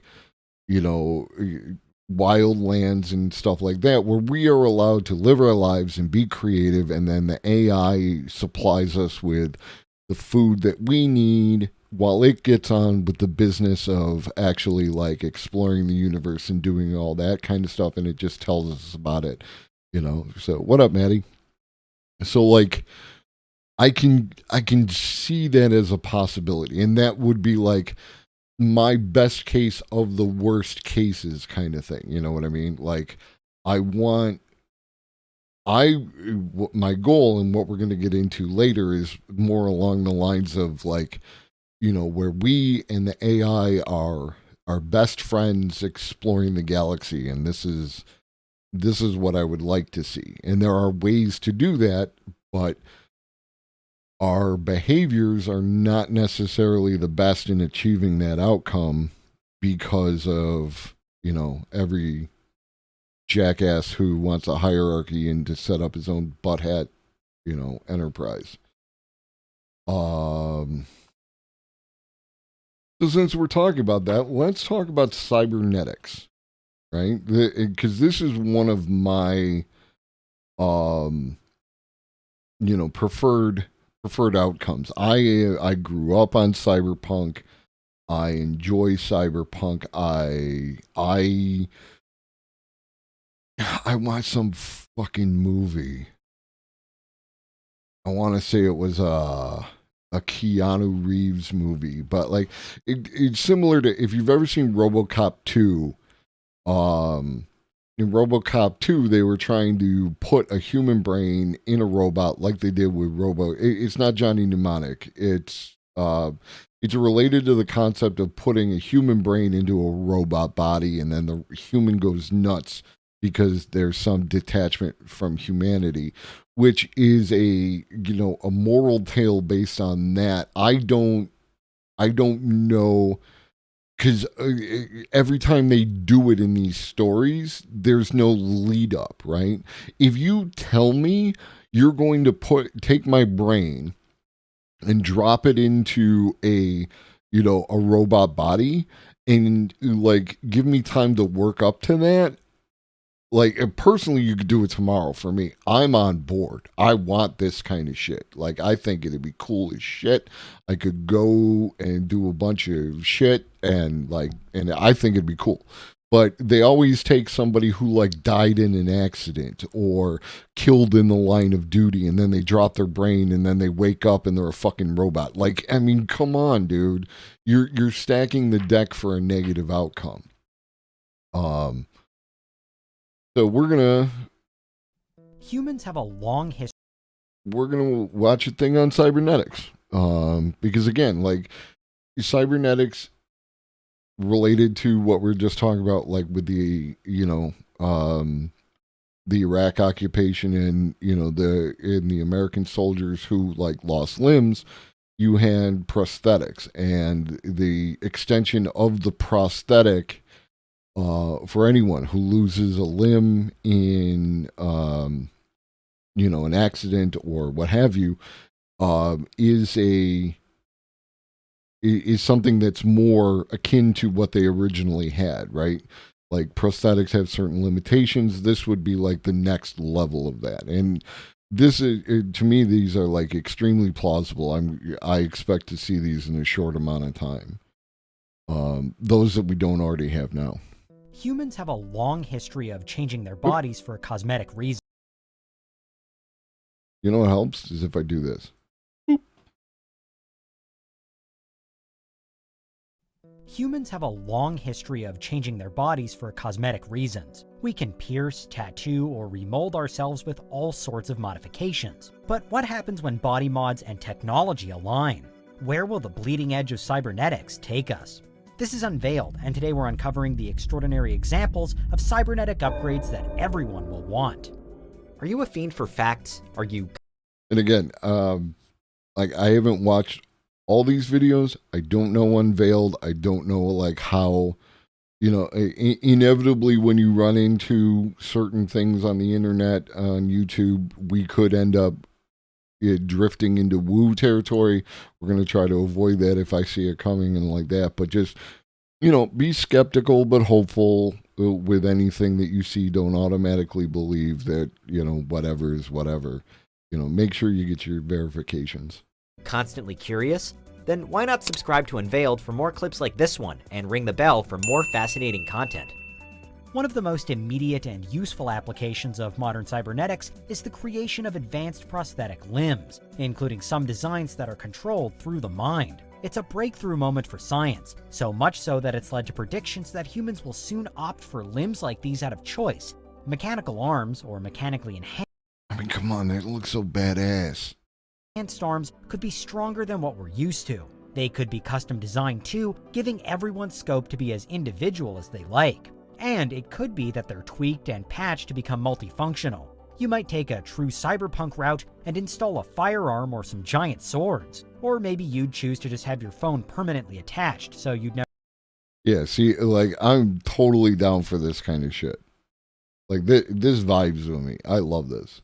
...never risk losing it. As with so many cybernetic upgrades, it's all about choice. Another sci-fi style enhancement focuses on our vision. Cybernetic eyes. Tech that gives you a heads-up display for your day-to-day life. Again, humans are already experimenting with this sort of thing. The filmmaker and cyberware pioneer What up, Maggie? Rob Spence, for example, refers to himself as an eyeborg because he has a prosthetic eye that doubles as a camera. There are other optical attachments that already exist too, including ones that can help blind people sense color via sound waves. And one of the ideas that I had a million years ago and no one to talk to about it, and is kind of like every so often I see something about it, is if you had like what are scribbles? You know, the like ARG glasses and things like that, like Google Glass and like that, if they were contacts, right? And you could use tiny little like Faraday induction cages, tiny little magnets, tiny little Faraday induction cages inside the contacts, and when you moved your eyes, because you move your eyes a lot, it would just flip the magnets back and forth, and that could power the contact lens and provide you with that Google Glass style heads up display, all that kind of thing. I think that would be cool. And like Alina said, like I want to be able to, like, the fact that from the artist aspect, the fact that I have to shine a UV light on the art in order to see a different spectrum of what is related into the art. If I could see that like by choice on demand, as opposed to having to do all the things that are required to get that out there, I think that would be cool. There are like, you know, there are advantage from like, again, like there are, you would use some sort of thing that was like a Bluetoothy kind of thing to connect the, you know, the contact lenses, right? This is when I get excited, I forget all the words. Okay, so like you have the contact lenses connect to a separate device, in which case, like, you know, your cell phone or whatever the next thing is, you know, could be a little thing. Yeah, and that's the thing, is like you could totally pop them out and see the world like a normie. But like, you know, I could feel like a new spine. And this is one of those things, like if you get a cybernetic arm, you need a whole bunch of shit done with your back and spine in order to support that cybernetic arm. And a lot of, you know, the pop culture around cybernetic arms and shit just kind of glosses over that. But all this shit is connected. Just look at your biology book. Get yourself a copy of Grey's Anatomy and look at the way that all the shit goes together. Just do that and, you know, make it cybernetic. Devices like Rob Spence's don't yet communicate sensory data to the brain, but work is well underway to make this next step in the future. If we do, it'll be life-changing for anyone visually impaired. But again, it could be that everyone chooses cybernetic eyes once the tech becomes available. Early devices like Google Glass didn't catch on, but if the design's right, then we could soon be getting text messages, emails, and social media notifications directly in front of our eyes. Not to mention the opportunities with maps, entertainment, and dare we say it, advertising. And there's another thing, is like the idea of Google Glass, or for me, the Xbox Kinect, right? There are pieces of technology that appeal to a certain section of society, but because they don't make money, those things fall by the wayside and aren't supported, they aren't funded. So this leads to that problem of, you know, what technology gets supported and why having to fight for the funding is inevitably going to filter. Remember, we talked about filters earlier. You are going to filter into things that are profitable rather than beneficial, right? Another upgrade which could soon become standard is radio frequency identification, or RFID chips, especially in the workplace. In 2021, various employers have already implanted subdermal RFID chips into their employees for all sorts of things, from authorizing payments to unlocking electronic doors. These implants double up as their identity and remove the need for passwords and access codes. But this kind of technology also scares people. More so than with any other in today's video, it's perhaps a cybernetic upgrade that not everyone will want. The main downside is that RFID chips open up the possibility that workers, that anyone, could be tracked 24/7. There are some potential upsides to these things as well, though, including that they could be used to privately track useful health and movement. Why are there multiple people in this room with man buns? Not that I have anything against. I was always pro man bun. I didn't understand what the issue was, but like there is a whole lot of the like. It's a 50% bun situation in this room, right? I see 3 buns and 3 no buns. Movement data to help you keep tabs on your lifestyle. But if you really want a way to get up close and personal with your biometrics, then embedded biosensors might be more your thing. Another upgrade that some are tipping to be the norm by the end of the century, these are tiny machines under your skin that zoom in on your personal biology. The earliest versions are already capable of tracking your temperature, but future... And this is another thing that I am hugely in favor of, is the technology that allows me to track internal chemical imbalances, internal, like, combining things like this with nano machines, with CRISPR. You could do real-time editing of stuff in order to... It's Martin Luther King Day. Real-time editing and real-time assessment, and you know, this allows you to I don't know, Maggie. This would allow you to address problems as early as possible. There is a story from the we're talking about AI, Maggie. I don't know. And why don't you tell the class? Happy birthday, Maggie. Everyone wish Maggie a happy birthday. Happy birthday. So there's a story from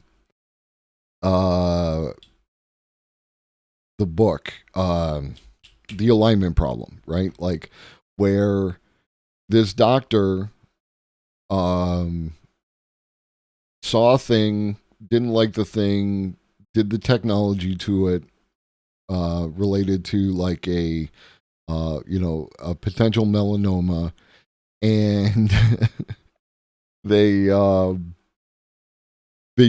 had the vibes about it. And when they did the serious technology to it, it was like so early stage that like it wouldn't have shown up on any of the on any of the stuff. It was so early stage that they were able to catch it. It was totally treatable at that point. Awesome, total win.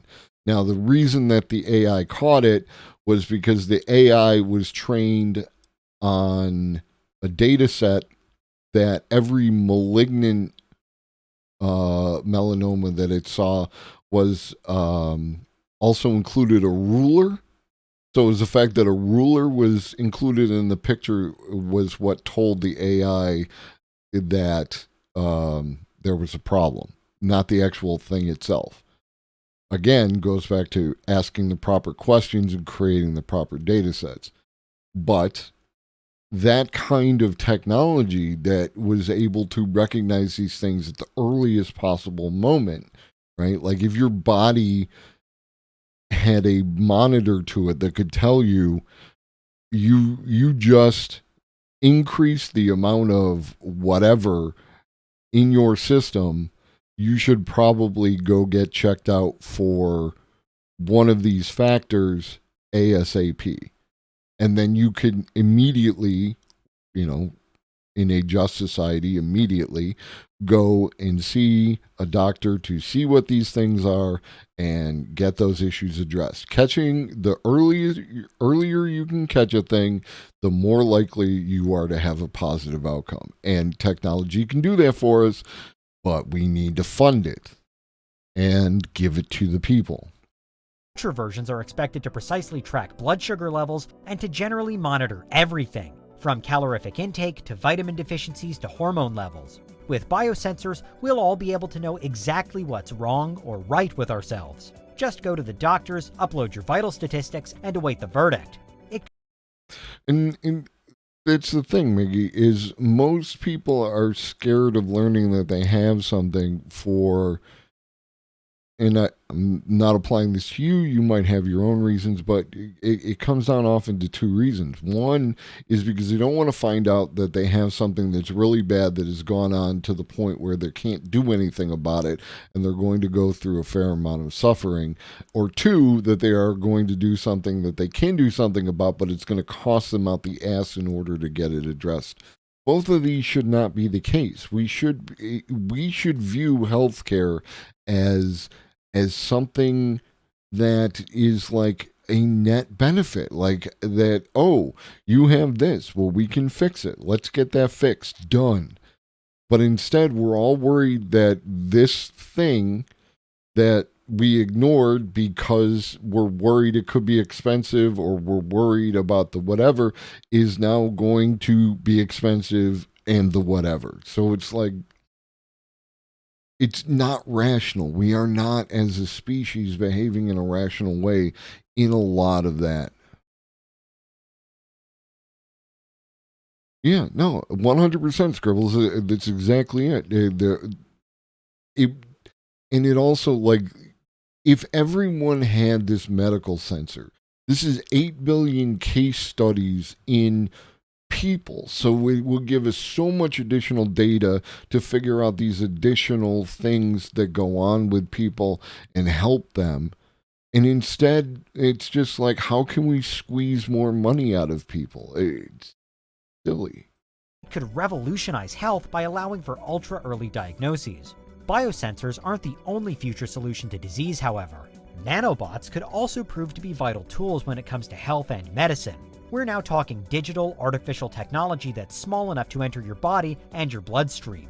Imagine specialized nanobots that carry out the same functions as white blood cells do. The cybernetic dream is that you'll have a whole colony of microscopic robots living inside your body, all remotely programmed to fight off pathogens. It could spell the end of bacterial infections and viruses for good.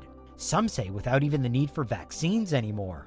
Instead, any virus will be instantly wiped out by the programmable, adaptable robots already living inside us, with scientists... For whatever it's worth, you should absolutely do that as quickly as possible. The more you know, the better you can react. If it's bad news, then you can address it that much sooner, and everything that goes along with that.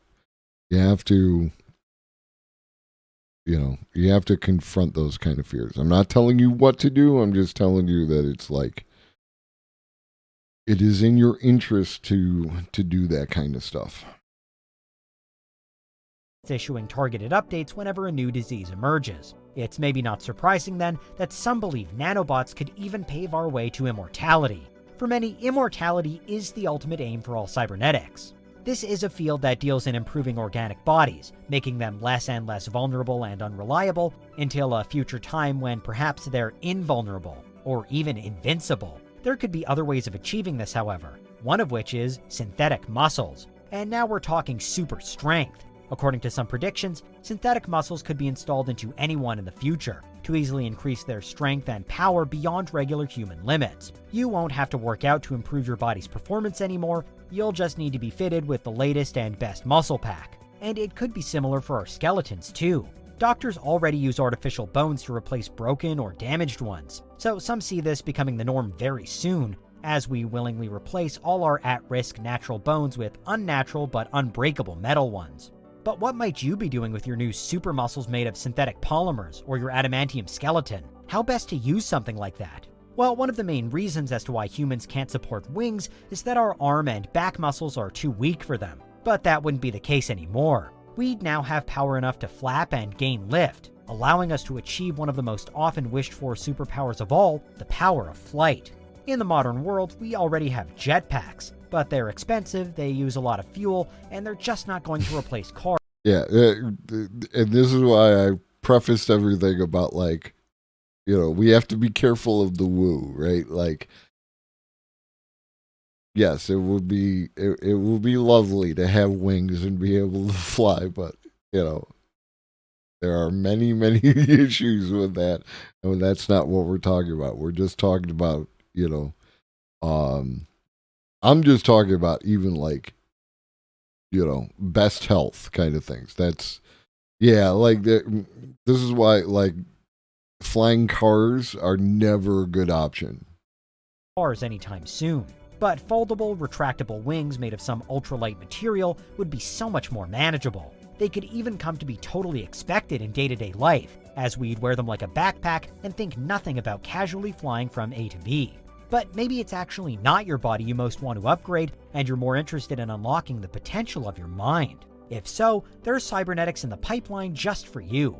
In some cases, for example, we're already able to interface directly with computers using only our thoughts. But the more commercial applications of tech like this are set to grow and grow. There'll be no need for virtual assistants like Siri and Alexa in this future world. You'll just think what you want your smart devices to do, and they'll do it. Total power rests with your brain. Again, it's efficient, but tech like this will also dramatically improve the lives of anyone who's paralyzed, enabling I mean, one of the issues that comes with the idea of human flight has to do with the weight. Like, birds are good at flying because they have the hollow bones, right? They have many air pockets within their bones, making them very light, making them able to support themselves on their wings. Human beings, it's something like, I can't remember if it's like 50 or 75 feet wingspan in order to, lift 150-pound person, something like that. So, there are a whole bunch of issues, and turkeys and chickens are not the best flyers, But yeah, that's another thing there, Lena. Enabling direct control of all devices. Anything which enables thought transference will most likely be something that everyone wants, however, because of the seeming freedom it'll grant us all. Nobody would need to know what you were doing anymore. You could just think it and it would be done. If the This is 135 pounds? Yeah, I mean, again, it like, you cannot take anything in a vacuum and think you understand it, right? Like, you cannot take, let's put some wings on the people so then they can fly. You have to build an entire structure around that to understand and have that capability, right? All the things up and down, wherever you go, nothing exists in a vacuum. It is relative to all the factors around it that create the nature of the thing, material conditions, so on and so forth. We understand that we need to apply that same kind of mindset to things like human flight and all that other shit. Oh, okay. Well, then you would need smaller wings, Maggie. That's what it comes down to. If you less than 150 pounds, then you would need smaller wings. Popularity of comparatively basic gadgets like Alexa is anything to go by, then this is sure to be a hit. But lastly, maybe even total control via your own brain isn't quite enough. Maybe what you want most of all is another brain, or at least something else to bolster your cognitive potential. And there are various cybernetic enhancements planned which will serve to increase your processing power, including Elon Musk's Neuralink. No. Imagine a chip in your brain that not only connects you to your devices, but actually renders most of them redundant. Why would you need even artificial eyes, for example? Or a doctor to diagnose the readings from your nanobots if... No, Elon Musk's Neuralink. Like, this channel is pro booba of all sizes, but personally, I have a type and I cannot lie, so... all of that information could just be stored inside your own head instead. Why would you need to transfer your thoughts to another machine if your brain could perform all of the functions of that other machine without it?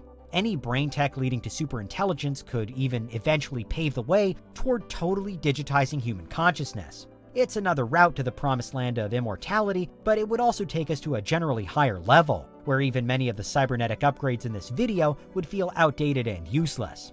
The march of technological progress goes on, and we're always looking for new ways to develop and improve. But in the coming decades, more than ever before, the line between science fiction and everyday reality might finally be crossed for good. And those are the cybernetic upgrades everyone will want to have when it is.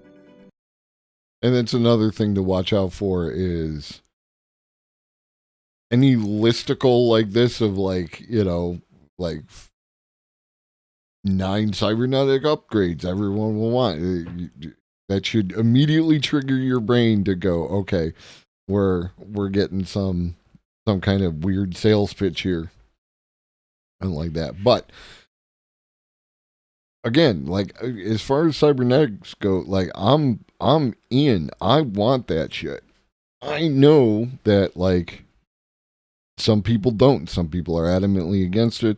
Some people feel that like there's a loss of humanity that comes with that kind of stuff, and I just don't have that connection to this physical form. There's a great many of issues that go beyond, like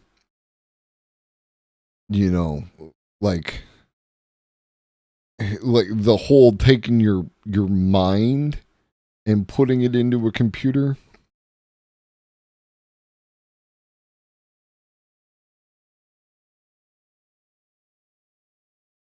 Whoa. Cerebellar tonsillar ectopia. The bottom part of my brain pushes through the cranium hole with the spinal. That's some shit, dude. Wow.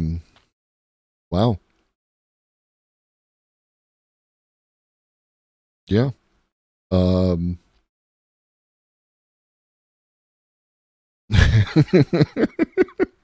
I'm asymptomatic, so it's all good. I love you, Scribbles.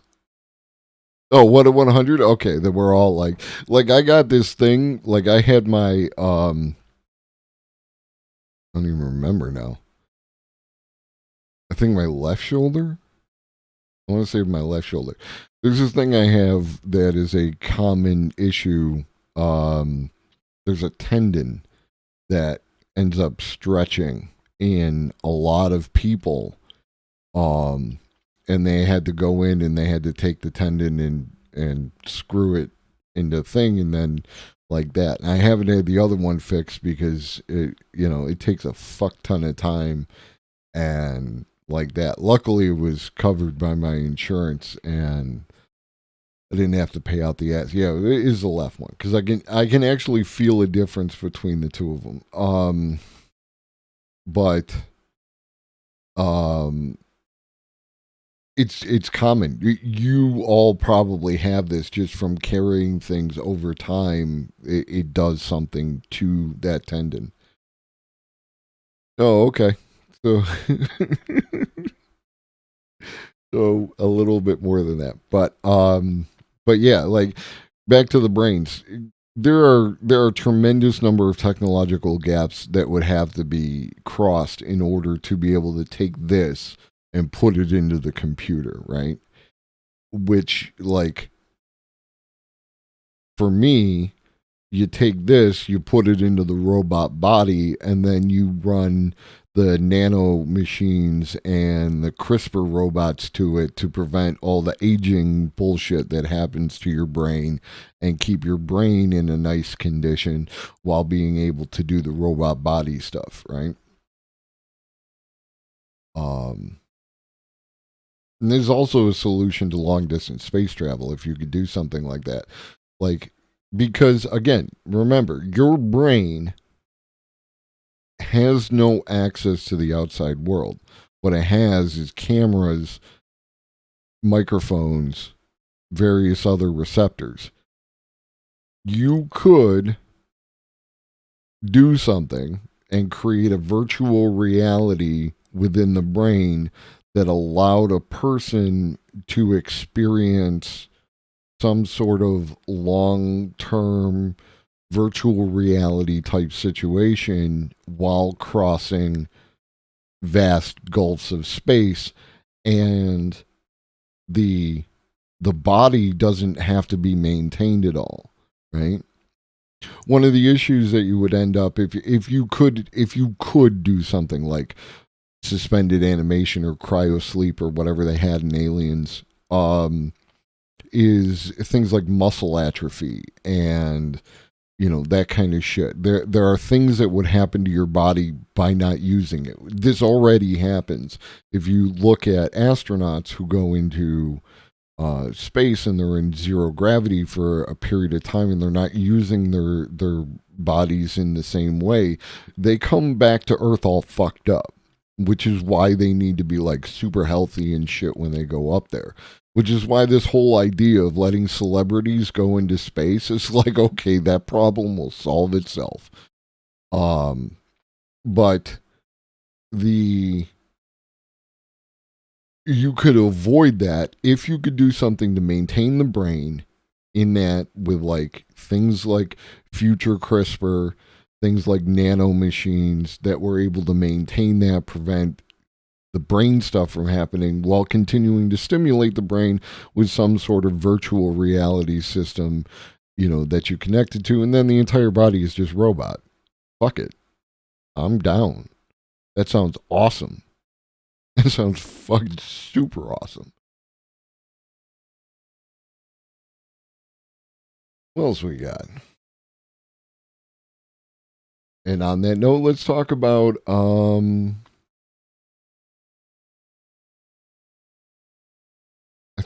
think this is what he's doing when he's referring to there's a good chance. Would you have feelings? That is a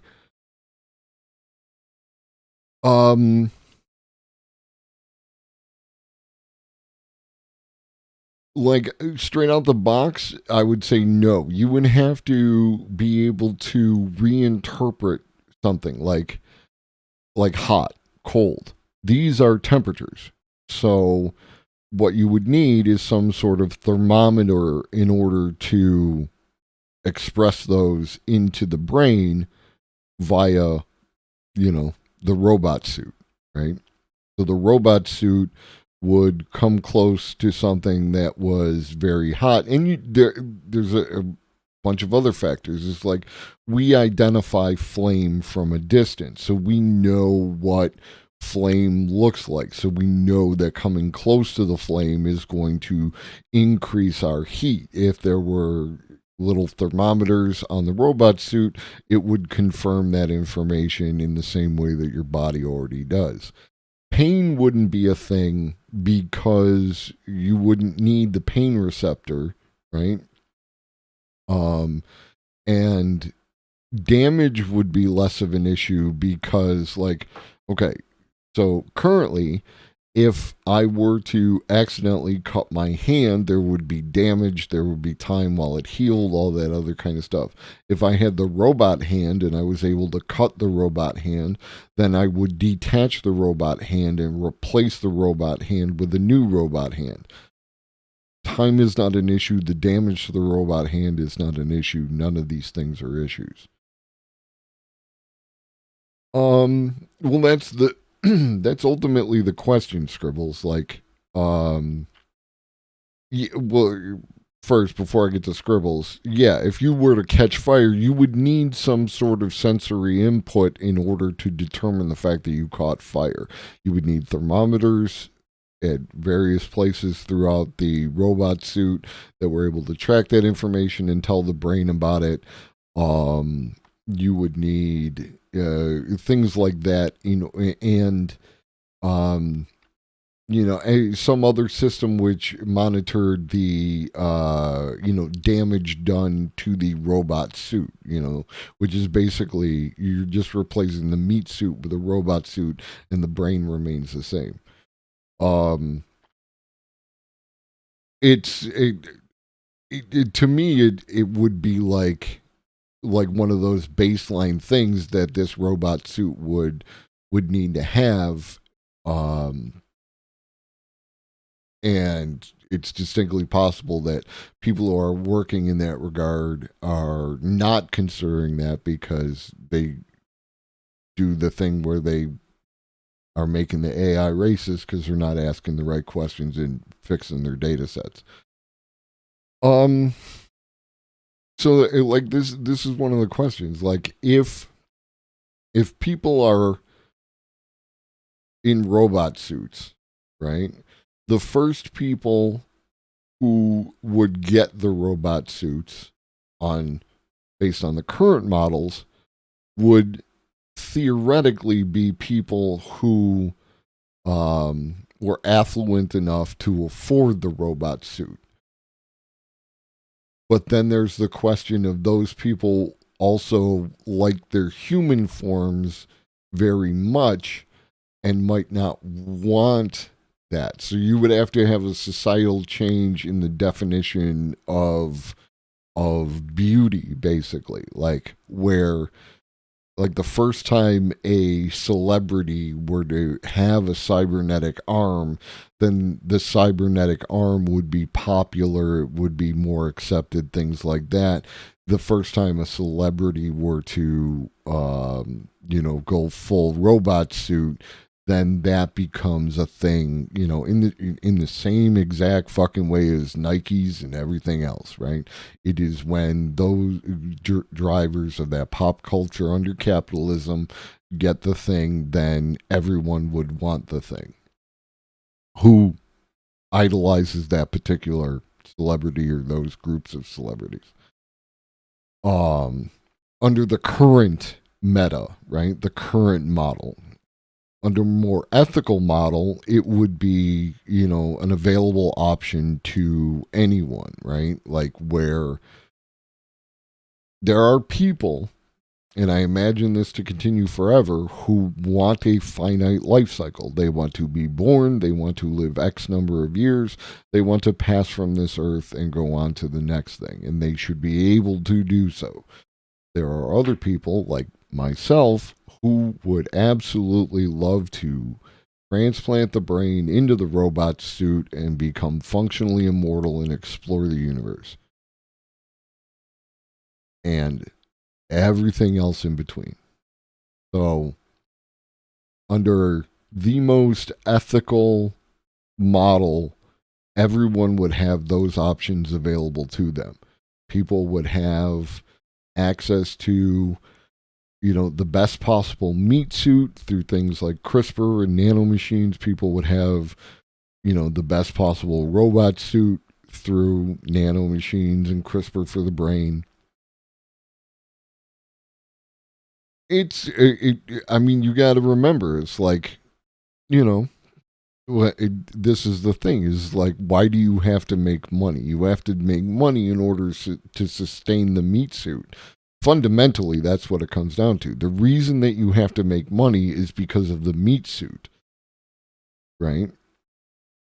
So, if you don't have the meat suit, then you have to maintain the robot suit. And if the robot suit could do that from like the environment just existing through solar panels or some other, sci-fi bullshit, then no, it's because of other meat suits standing between you and your needs with their hands out. Like, I mean, that, like, you're trying, yeah.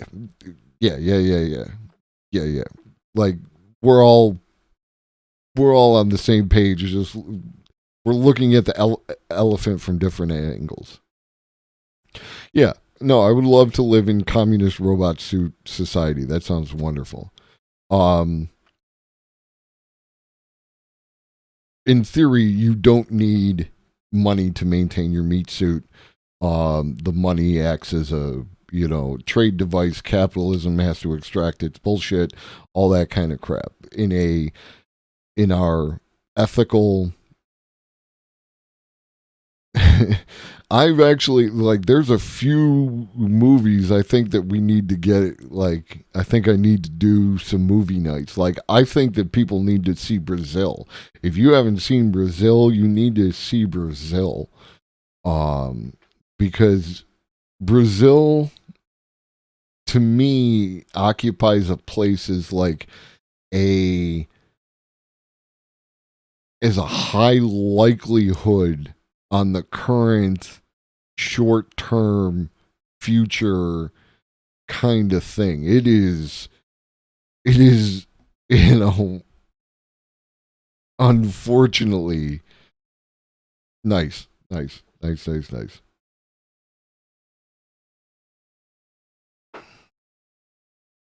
Yeah. See Brazil. And I should do Discord movie nights and shit like that.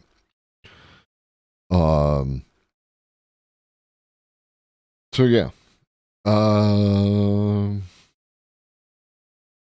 yeah, this is Singularity, humanity's final invention, and again, I'm not much better than 1984. 1984 doesn't hit the way that Brazil does. Brazil is just so, it's got it down.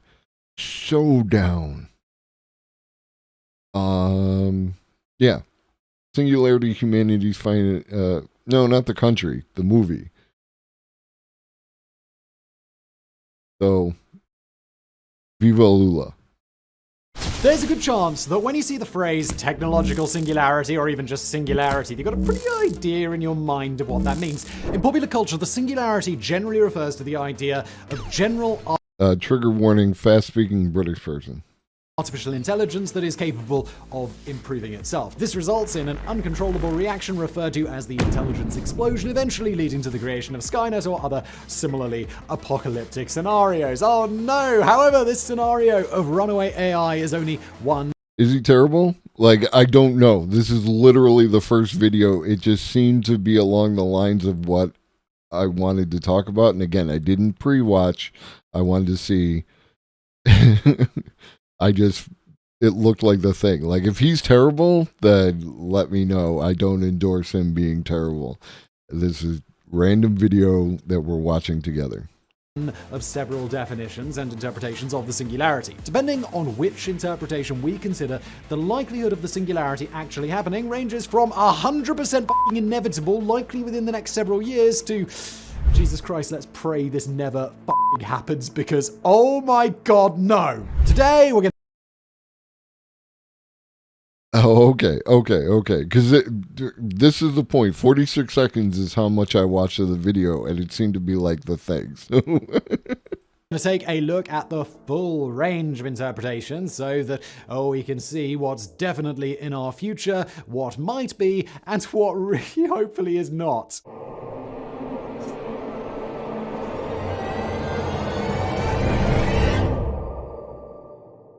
The dumb singularity. Most forms of the singularity involve either artificial intelligence or some other form of superintelligence. While this scenario is most often called non-AI singularity, not all of the other scenarios involve AI, so we found this name to be a bit more fitting. The core definition of the singularity is that it is a key point in time in which the technological advancements occur at a much faster rate, causing civilization and technology to be nearly unrecognizable before that point in time. Though this is often... Okay, so for me, my understanding of what the singularity was defined as was where the human and the, technology become like one. And maybe he's got that in this as part of, the singularities that he's talking about. But that was my understanding, so... referred to as a hypothetical point with regards to an intelligence explosion is also something that has already happened several times throughout human history. Proponents of this broader definition aren't hypothesizing about when or if theoretical singularity could occur. They're making estimates as to when the next one will come. And the answer, it turns out, is actually going to be really soon. The easiest way to think of this more expansive version of the singularity is to think of the various epochs of human history, the barrier between each being another singularity. While it may seem like ancient history to us, consider how people of the Iron Age would have viewed the world a decade or so after it entered the Industrial Age. Technology advanced far beyond anything that would have seemed possible to them, and the world was virtually an unrecognizable place. Likewise, consider how the world changed at the start of the Atomic Age or Information Age. There are people alive who witnessed the transition both from the Industrial to Atomic Age and from the Atomic Age to the Information Age. Each of those points represented a rate of technological growth that would have seemed impossible only years earlier. The singularity need not be defined solely by human epochs either, especially as many of these are poorly defined as well. The And this is one of those, like, whenever anyone says such and such will never happen, I feel that they are tending more towards opinion than, and admittedly, we don't know, right?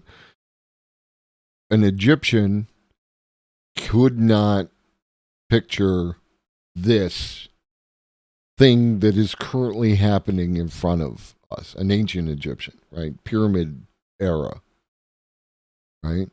I have a box. I have this other box. I am speaking, and people all over the world are listening to me.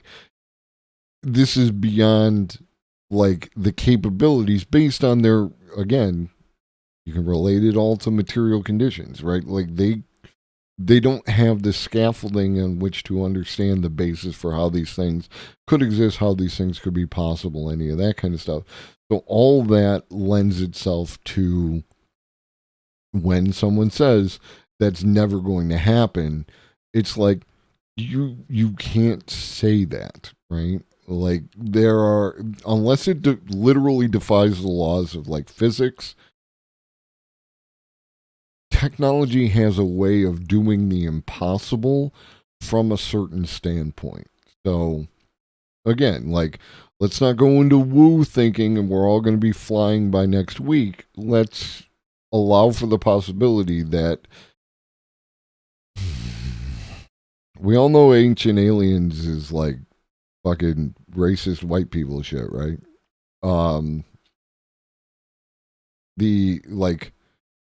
And that's another thing. There are definitely possibilities that, what up, Magic City? The laws of physics could be circumvented through a variety of technologies.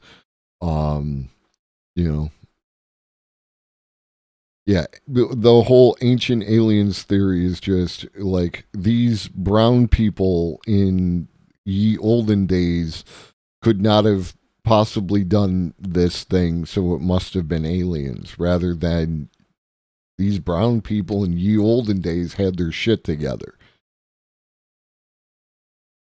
The invention of the pulley by ancient Egyptians 4,000 years ago was likely a singularity, as was the invention of the wheel 2,000 years before that by the Sumerians. Now, for those who prefer a broader interpretation of the singularity, there have been many, and there will be many more to come. And we are currently on the cusp of one now, thanks to nanotechnology. Nanotechnology is expected to revolutionize the world yet again, and scientists predict that nanobots will be a huge part of our lives by the 2030s. What separates this singularity from the other types, aside from not really being uncontrollable, is that it doesn't require anything more than our current level of human intelligence. We have to put the work in to make the necessary breakthroughs, but there's no doubt that we will be able to do so.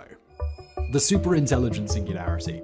Alright, so now we get to a more popular version of the singularity. It's the kind where we reach a point of incredible technological growth on the back of superintelligence. This comes in two different forms: human superintelligence and speed superintelligence, with the latter being far more simple. Speed superintelligence is essentially just the creation of a general AI that can think exactly like a human. It doesn't need the ability to upgrade itself or possess any superhuman level of intelligence. It essentially just needs to be a human brain in digital form. Humanity's pretty impressive, and we've done a lot of cool shit over the past few thousand years. By this point, we've pretty much proven that, given infinite time, we will do infinite cool things. The benefit of having human-level intelligence in a computer is that it can make calculations far, far faster than our weak, puny human brains can, at least certain types of them. The human brain is capable of far more calculations than the computer is, something on the order of 1,000 times more processing power than the world's most powerful supercomputers. However, how much of that is actually important? Humans could be seen as wasting a lot of our brain's processing power on unnecessary nonsense like and even within that context is like the computer that you have now, the computer that you walk around with on a daily basis, these have significantly more processing power than the computers that were used, 50 years ago, even before that. Like in the 1940s, they had computers. What's his name? Turing, and his computer that he used to break the Enigma codes, right? Like the level of processing power increases. Was it Moore's law, right? Like this will continue to occur over time. So they're on a significantly long enough timeline, we will eventually reach a point where the processing power of computers is comparable with what the brain is capable of doing.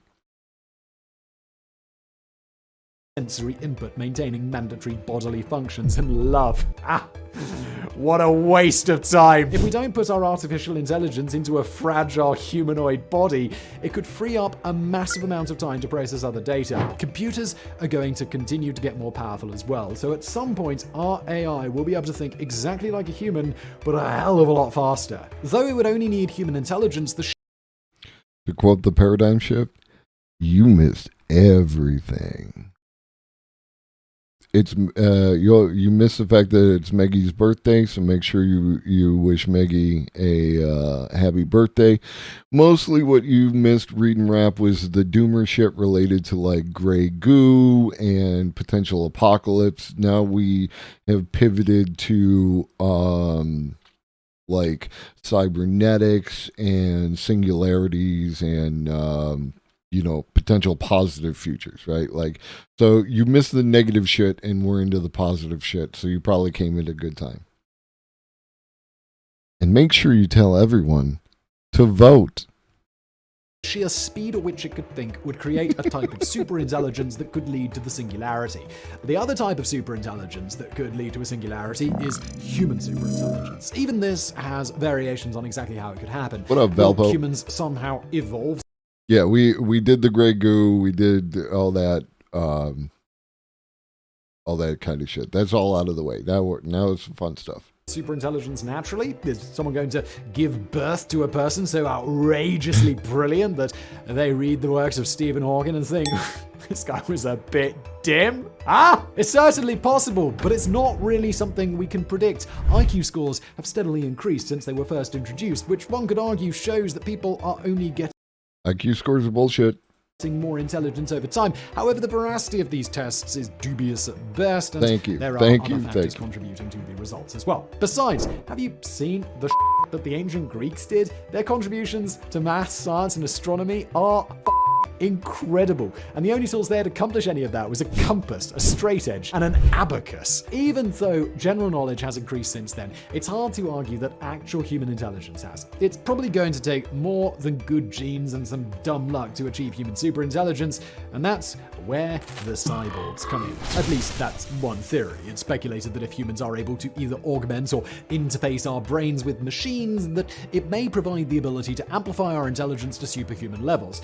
There's a lot of debate over whether this would or would not actually be possible, or if we'll have to wait for humans to somehow evolve into a more intelligent species. Now, of all these various scenarios, speed superintelligence seems to be the most plausible. However, we're still a long, long way from that ever happening. The Skeptic's Guide to the Universe podcast just released a book on the future called Skeptic Guide to the Future. I hope to read it soon. It looks really good. It's all about how to determine which futurist predictions are most likely and which ones are likely full of shit through an evidence-based lens. And we kind of talked about this earlier, is like there are there's a number of factors related to how we go about existing, right? Like there is an arc, that can be described about how things are going to go if the current meta of that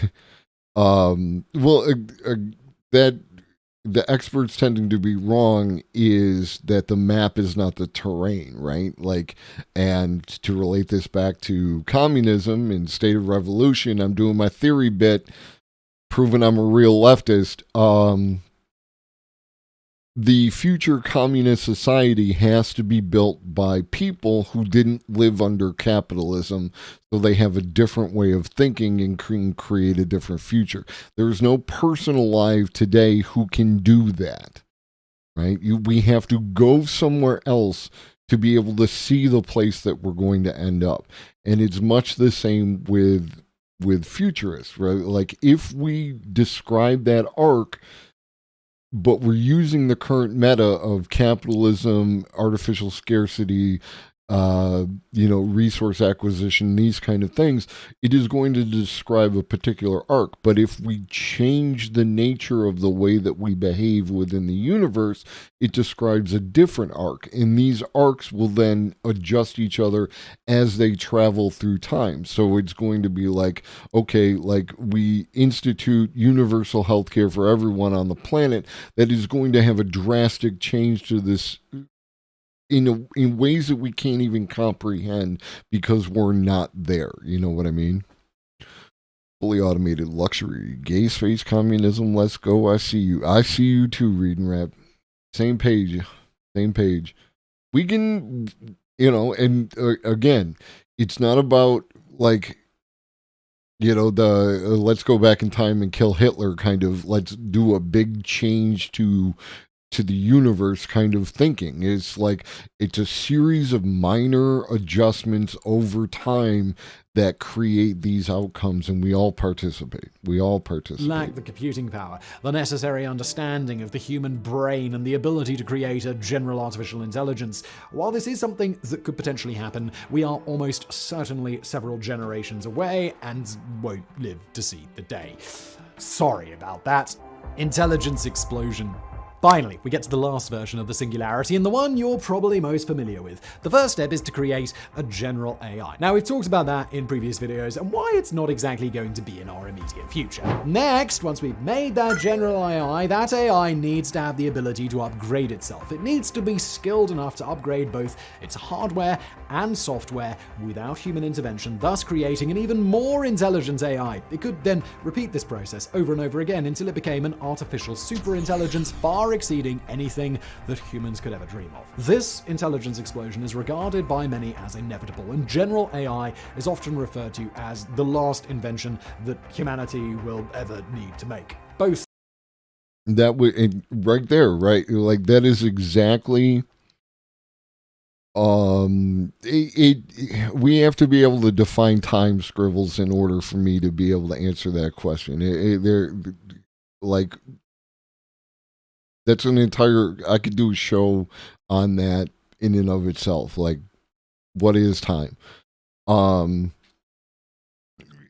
But what Reading Rap says, we may not live to see the day unless we reverse biological aging. Like, this is one of those things. If the right things fall into place, if CRISPR 2, 3, 4, 5, 6, 7, and nanomachines are able to, fix humans as they degrade, then that changes that arc that I was talking about. We end up in a completely different new position where we have to judge our direction from that point going forward. So it's only standing in the here and now that we can make these assertions, but there's a whole bunch of information that we don't have and that exists outside our scope because we haven't gotten there yet. And the only way we can find out is to go to the place. This sentiment and the term intelligence explosion were coined in 1965 by British mathematician I.J. Good, a colleague of Alan Turing. This statement is often repeated, and the creation of artificial superintelligence is regarded as the truest form of the singularity. Once this superintelligent machine is created and has upgraded itself far beyond human understanding, there is no telling what will happen next. Perhaps it will tell us that the answer to the ultimate question of life, the universe, and everything is 42 without bothering to tell us what the question actually was. Or perhaps it will destroy all humans because we're weak, stupid, and mortal. It is Fucking Douglas Adams, right? Douglas Adams did the thing that we've been talking about as it relates to AI, right? We built the supercomputer, and it told us what the answer was, and then we had to figure out what the goddamn question was, right? Like, because of our fucking data sets and all that other shit. This is how, like, science fiction begets science, and in amazing and interesting ways, and it is only through the 2020 lens of history that we can view what they were saying, right, in that regard. It is literally impossible to guess what will happen after this version of the Singularity, which, well, it's kind of the point. And it wouldn't happen all at once, either. Though it is believed that improvements the AI makes to itself will increase in speed, it is unlikely to immediately become a world-ending scenario. Before it reaches a level of intelligence such that humanity becomes worthless, first it will have the ability to make incredible scientific advancements that will change all of society. Imagine a world in which Nobel Prize-worthy discoveries are taking place every few seconds. The possibilities for what that future would hold are absolutely endless. Perhaps all of your favorite sci-fi toys that we previously told you are totally impossible could begin production that same week. That's unlikely since super intelligent AI isn't going to change the laws of physics, but maybe it would have a more complete understanding of those laws such that it could build a real hoverboard that wasn't a totally massive disappointment. Is this intelligence explosion actually going to happen? It all seems like a logical next step. No matter which version of the Singularity we're talking about, they all seem like the logical progression of events. That progression may take decades or even centuries longer than we'd like, but it all seems kind of inevitable, right? There is one elephant in the room that we haven't really addressed yet with regards to the superintelligence explosion and the self-improving AI. Should we create such a machine or program, the runaway reaction of increasing intelligence seems like the only possible outcome. That's probably true, but how the f*** are we supposed to even go about creating something that can do that? Computers are pretty amazing. They could do things that may seem otherwise impossible. But at the end of the day, they are just machines. They are built by humans for a purpose, and they do exactly as they are told. The vast majority of times a computer does something that differs from expectations, it's just an example of PEBCAP. This is an acronym used by programmers and tech support to condescend to the less tech-savvy, and it stands for Problem Exists Between Chair and Computer. Basically, my version of PEBCAC is problem exists between keyboard and chair. I used to miss the good old days of believing in silly conspiracy theories, but what can be possible in the future seems even wilder. 100%. Like, I used to entertain fun conspiracy theories and shit like that until I ran into 9/11 truthers. I went down the hide the Boeing rabbit hole, and I came out the other side, and I was like, holy fuck, everyone's lost their goddamn mind. I get irritated when my fellow academics don't entertain these ideas. This is where I think philosophers have the upper hand. They deal with the implication of these sorts of future scenarios all the time.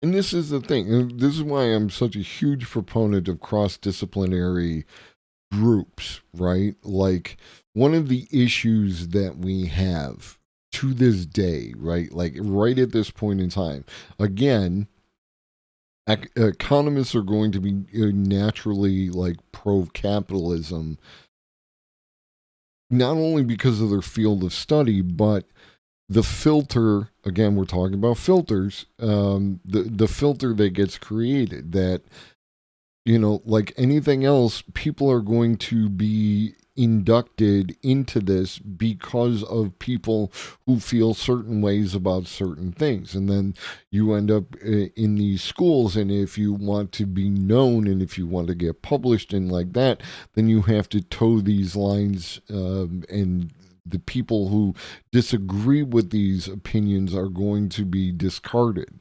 So those filters, plus not having sociologists involved with the economists, are going to create these weird outcomes.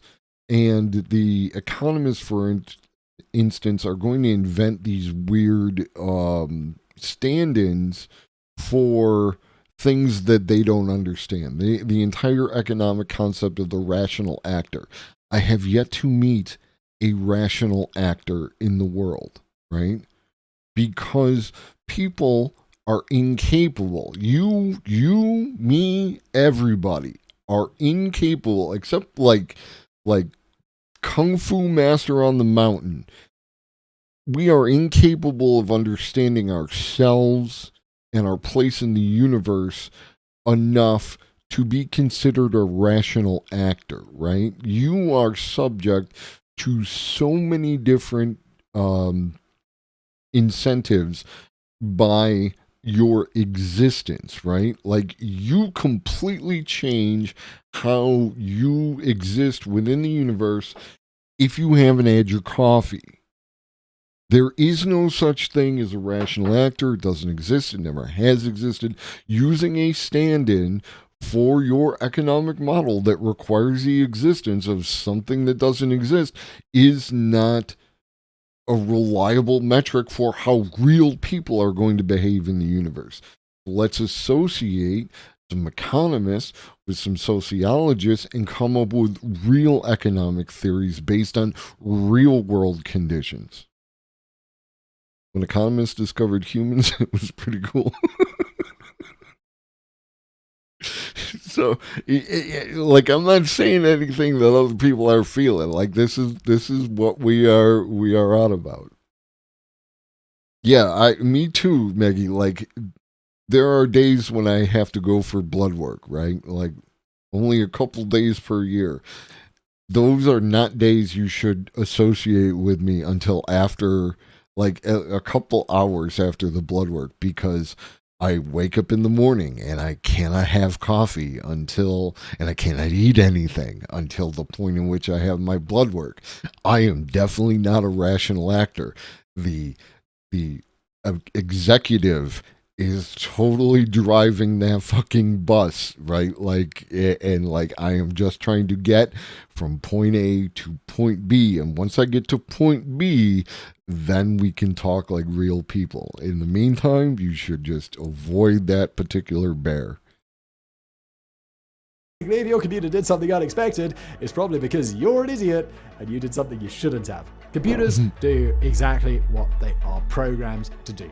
No more, no less. And that is great for normal use. But the fact that computers will do no more than they are programmed to do creates a real issue for the concept of an intelligence. Is that the Humanist Report? Humans are, unsurprisingly, limited by human thinking. And even if we're creating the most sophisticated artificial intelligence in the world, it still needs to be programmed initially by humans. We can theoretically create a general AI that will think like a human with sufficient processing power. It can think faster than a human as well. But how can we program it to exceed our limitations? It needs to go beyond lateral thinking and achieve some sort of understanding that we humans just don't possess. This is more than just a little problem. Despite other technological constraints, this is almost certainly the single biggest roadblock that could prevent the intelligence explosion from ever happening.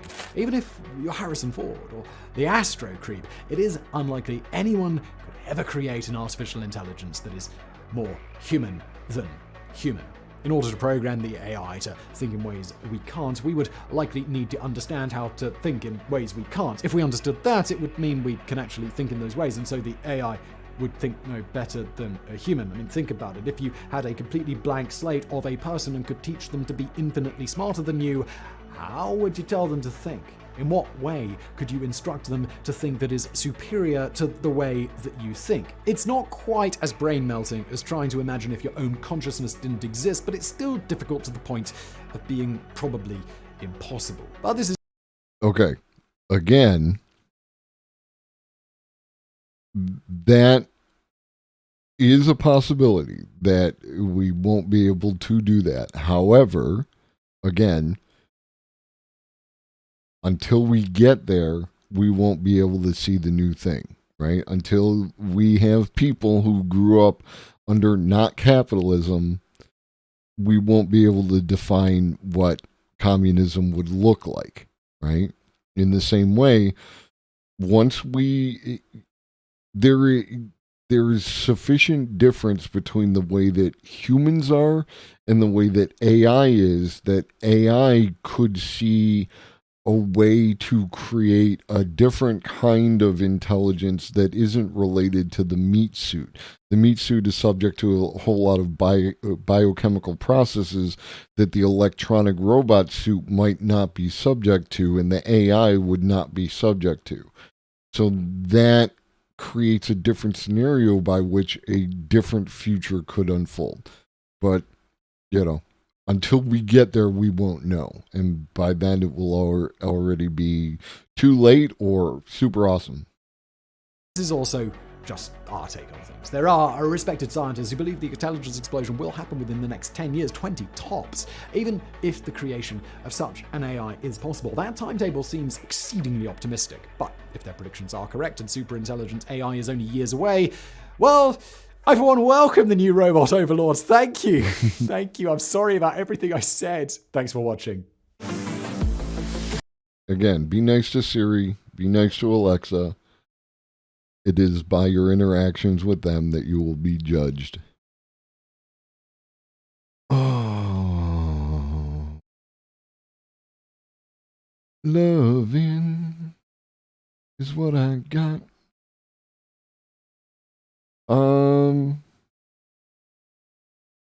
Okay, so let's take a look at a couple videos on ethics related to these subjects.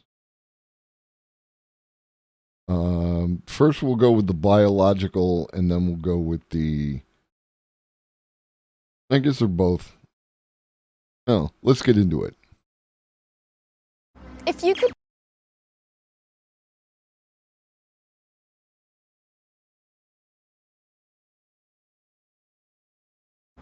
could get a tiny injection that could prevent your child from getting cancer, would you do it? Okay, what about whilst you're at it, you could also choose their eye color, or their height, or their skin tone. Where would you draw the line? Are you in the Discord? Are you in the Discord read wrap? You should be in the Discord read wrap. And if you're in the Discord read and wrap, all the videos get uploaded to the Discord. Then after the show, I will be uploading all the videos, and you have access to every video that I've ever played on this channel, both music and straight videos, plus any links that I've acquired from all the different people who have brought me links. And if you like what you're watching, why don't you smack that follow button so that you can be informed the next time that I go live. And if you really like the stream and want to avoid the top of the hour ad breaks, why don't you subscribe and get access to all the cool emotes and for free with the Prime and the $4.99s and all that other crap. I did my job as a streamer. Back to the video. We might be several decades away from making those types of decisions, but the technology that would allow us to edit DNA, that's already here. It's called CRISPR. Every living thing is composed of its DNA, so CRISPR could be used to control what genes get expressed or delete undesirable traits in any plant, animal, or human. Okay, here's how it works. Scientists have learned how to engineer a protein that can... That is the ethical question. Like, where does solving genetic issues in humanity become eugenics? Right? These are the ethical questions that have to be considered. Cut out specific sequences of code out of DNA strands. The protein is called Cas9. It uses a strand of RNA code to tell it exactly what to snip. The code is like a mugshot. Only an exact match with the DNA sequence will do. Then, scientists add in replacement code and, ta-da! You've edited a genome. It is cheap, quick, and easy. Seriously, right? If you've got access to a lab, it costs just $75, takes a few hours, and a high schooler can do it.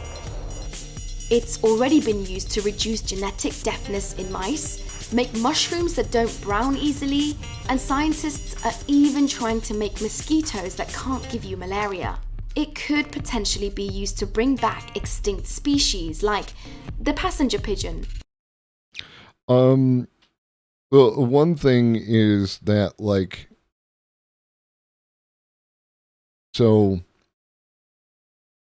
Maggie could still exist without the glasses or the scoliosis, right? Like that is one potential outcome in an ethical system, right? Like where any negative attribute, like I wear glasses, right? Like if something could be done to fix my eyes and not have the glasses, you know, is that a good thing, right? Like, or are there aspects to the way that humans are that create better outcomes? Like, is your favorite rapper great because of the struggles that they went through, or do they have some other, you know, intrinsic thing that causes them to be great?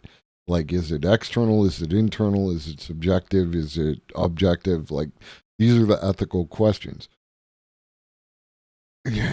When it comes to things like ADHD and in autism and these other things, I don't have the sciences and I'm not making any claims. I just wonder how much of that is, like, you know, there are assets to that behavior.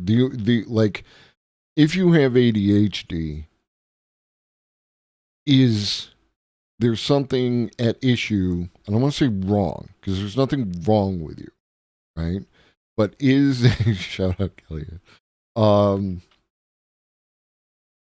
Is there something at issue because of the ADHD, or is there something at issue because of the environment that we're functioning under? This is one of the issues that comes up when I talk with my therapist friends about therapy, is that, like, ultimately, what if the problem that needs to be addressed is we understand that there are certain environmental impacts that lead to the need for therapy. And one of the things that you want to do, like, you know, if someone is in an abusive environment, right? Like, that person is going to need therapy for the abuse that they've taken, and we want to get them out of the abusive environment. Well, what if the abusive environment is capitalism?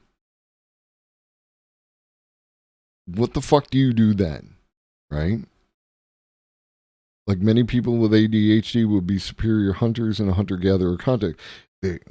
This is the kind of thing I'm talking about. Like, is the environment wrong? The idea of setting these bars as, like, normal, all the fucking caveats, right, are what is at issue, you know? Like, I personally have a great deal of skill at finding through, like, I can go to the beach and I will find you all of the prettiest rocks on that beach. Like, I'm really, really good at it. I could literally give me some music and leave me the fuck alone, and I will find you every single goddamn pretty rock on that beach. There was a time when this would have a valuable skill for my tribe. We would have the prettiest goddamn rocks, and we would be the envy of all the other villages, you know what I mean? In the now, I need to be able to market the pretty rocks in order for that to be a valuable skill. So is there something wrong with me? Or is there something wrong with the world? And this is what it comes down to. Like, we have potentially issues that we are not going to address because your therapist cannot overthrow capitalism to get you into a better environment, you know?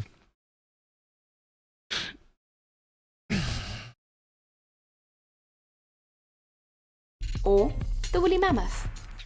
And that's not all.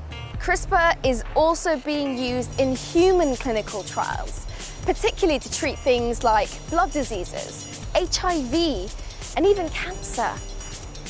Scientists in China made headlines in 2018 when they claimed to have edited the DNA of 3 human embryos. And if naming songs in one note was somehow marketable, I would have money. Like, you are extrapolating an entire huge chunk of data in what I'm going to assume is a high probability range based on a very small subset of that data. That to me sounds like a valuable goddamn skill. Now it happens to be focused currently on music, but it could be focused on something else that would provide value to the species that is now definitely related to like money and shit. Or reading rap will just say that you can make bank, and that's cool too, because survive under capitalism, get that bag until the future. To be HIV resistant. And while this broke through new barriers, the public backlash was swift and fierce. And 3 Chinese scientists, they were sent to prison. Many of CRISPR's creators have called for a moratorium on editing sperm, eggs, and embryos. So Maggie, tangential anecdote. I went to someone's wedding. They had their wedding outside. It was at a like one of our public parks.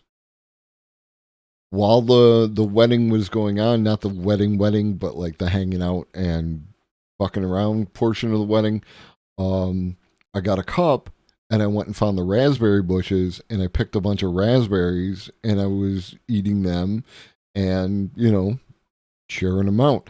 And let's say,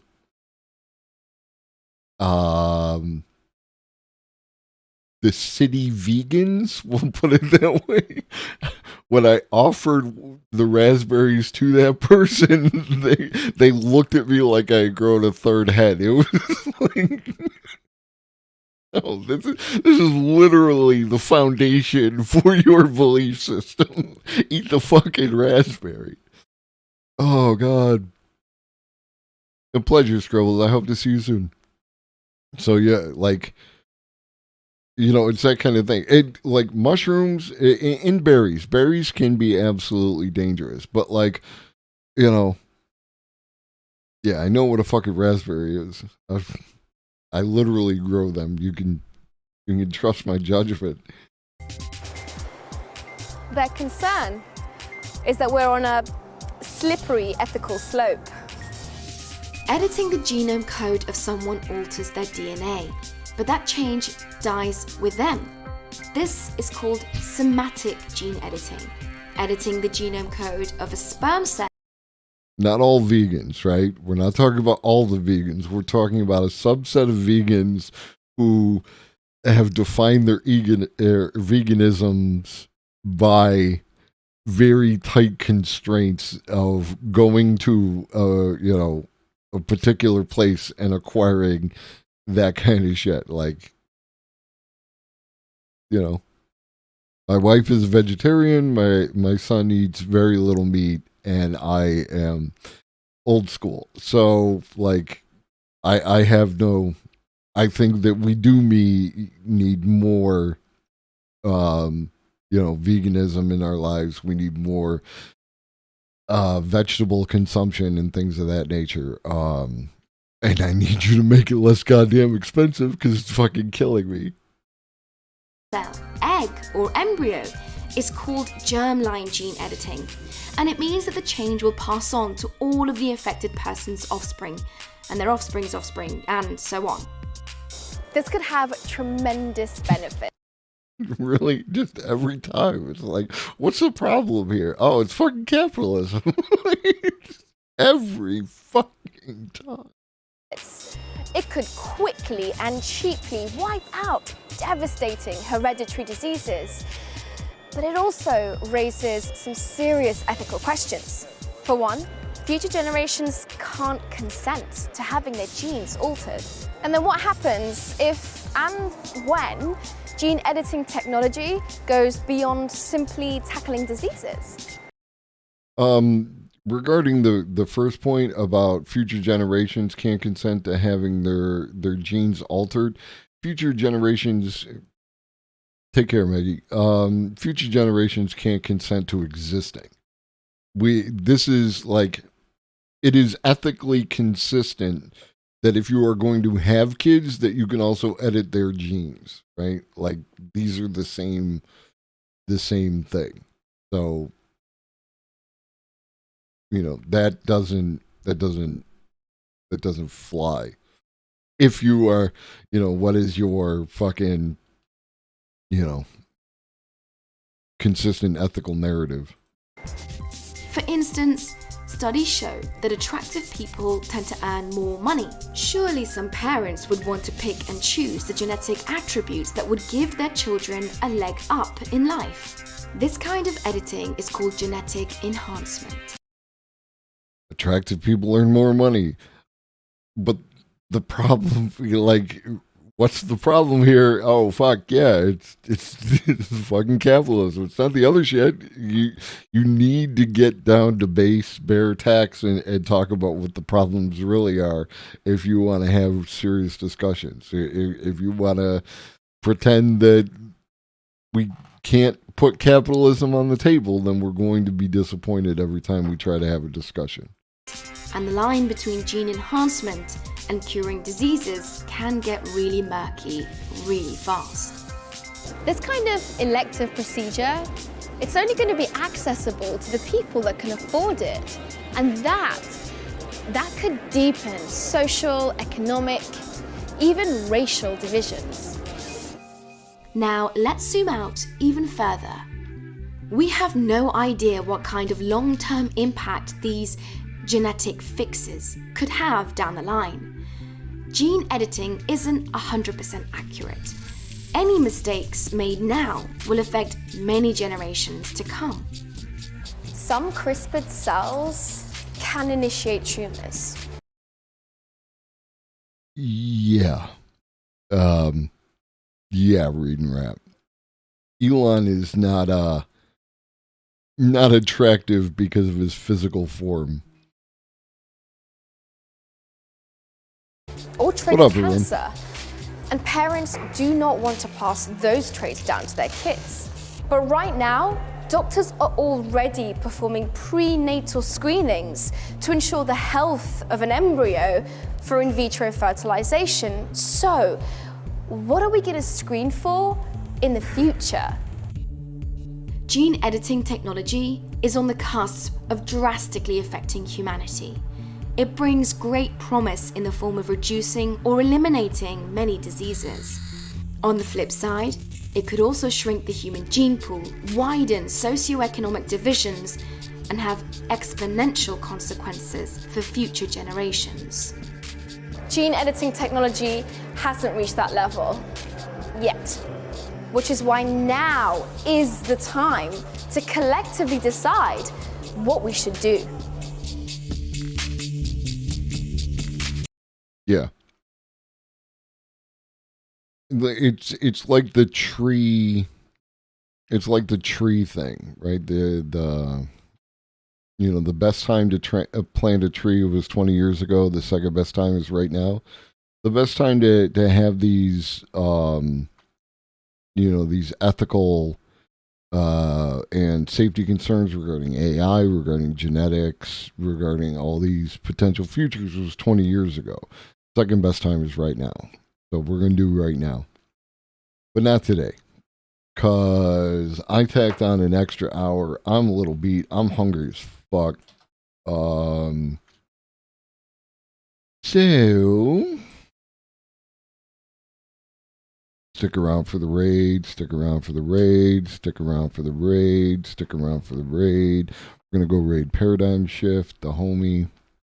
I will be back here at 5 p.m. Eastern tomorrow, and we're going to do more of this because there's a bunch of other shit I didn't get to cover. One of the questions that I had is that's covered in one of the videos is whether or not the Borg are the good guys. Because I'm of the strong opinion that the Borg suffer from an aesthetic issue and their context within, capitalism and television, and that there's a lot of positive about what the Borg were capable of doing, and I think that that will be cool to explore and cool to watch a video on. We're going to do that tomorrow, and I look forward to seeing you all here, 5 p.m. Eastern, every day, Monday through Friday. And drink your water, eat some food, take your meds if you forgot. Shoggy loves you. So do I. And I'll see you at the Paradigm Shift.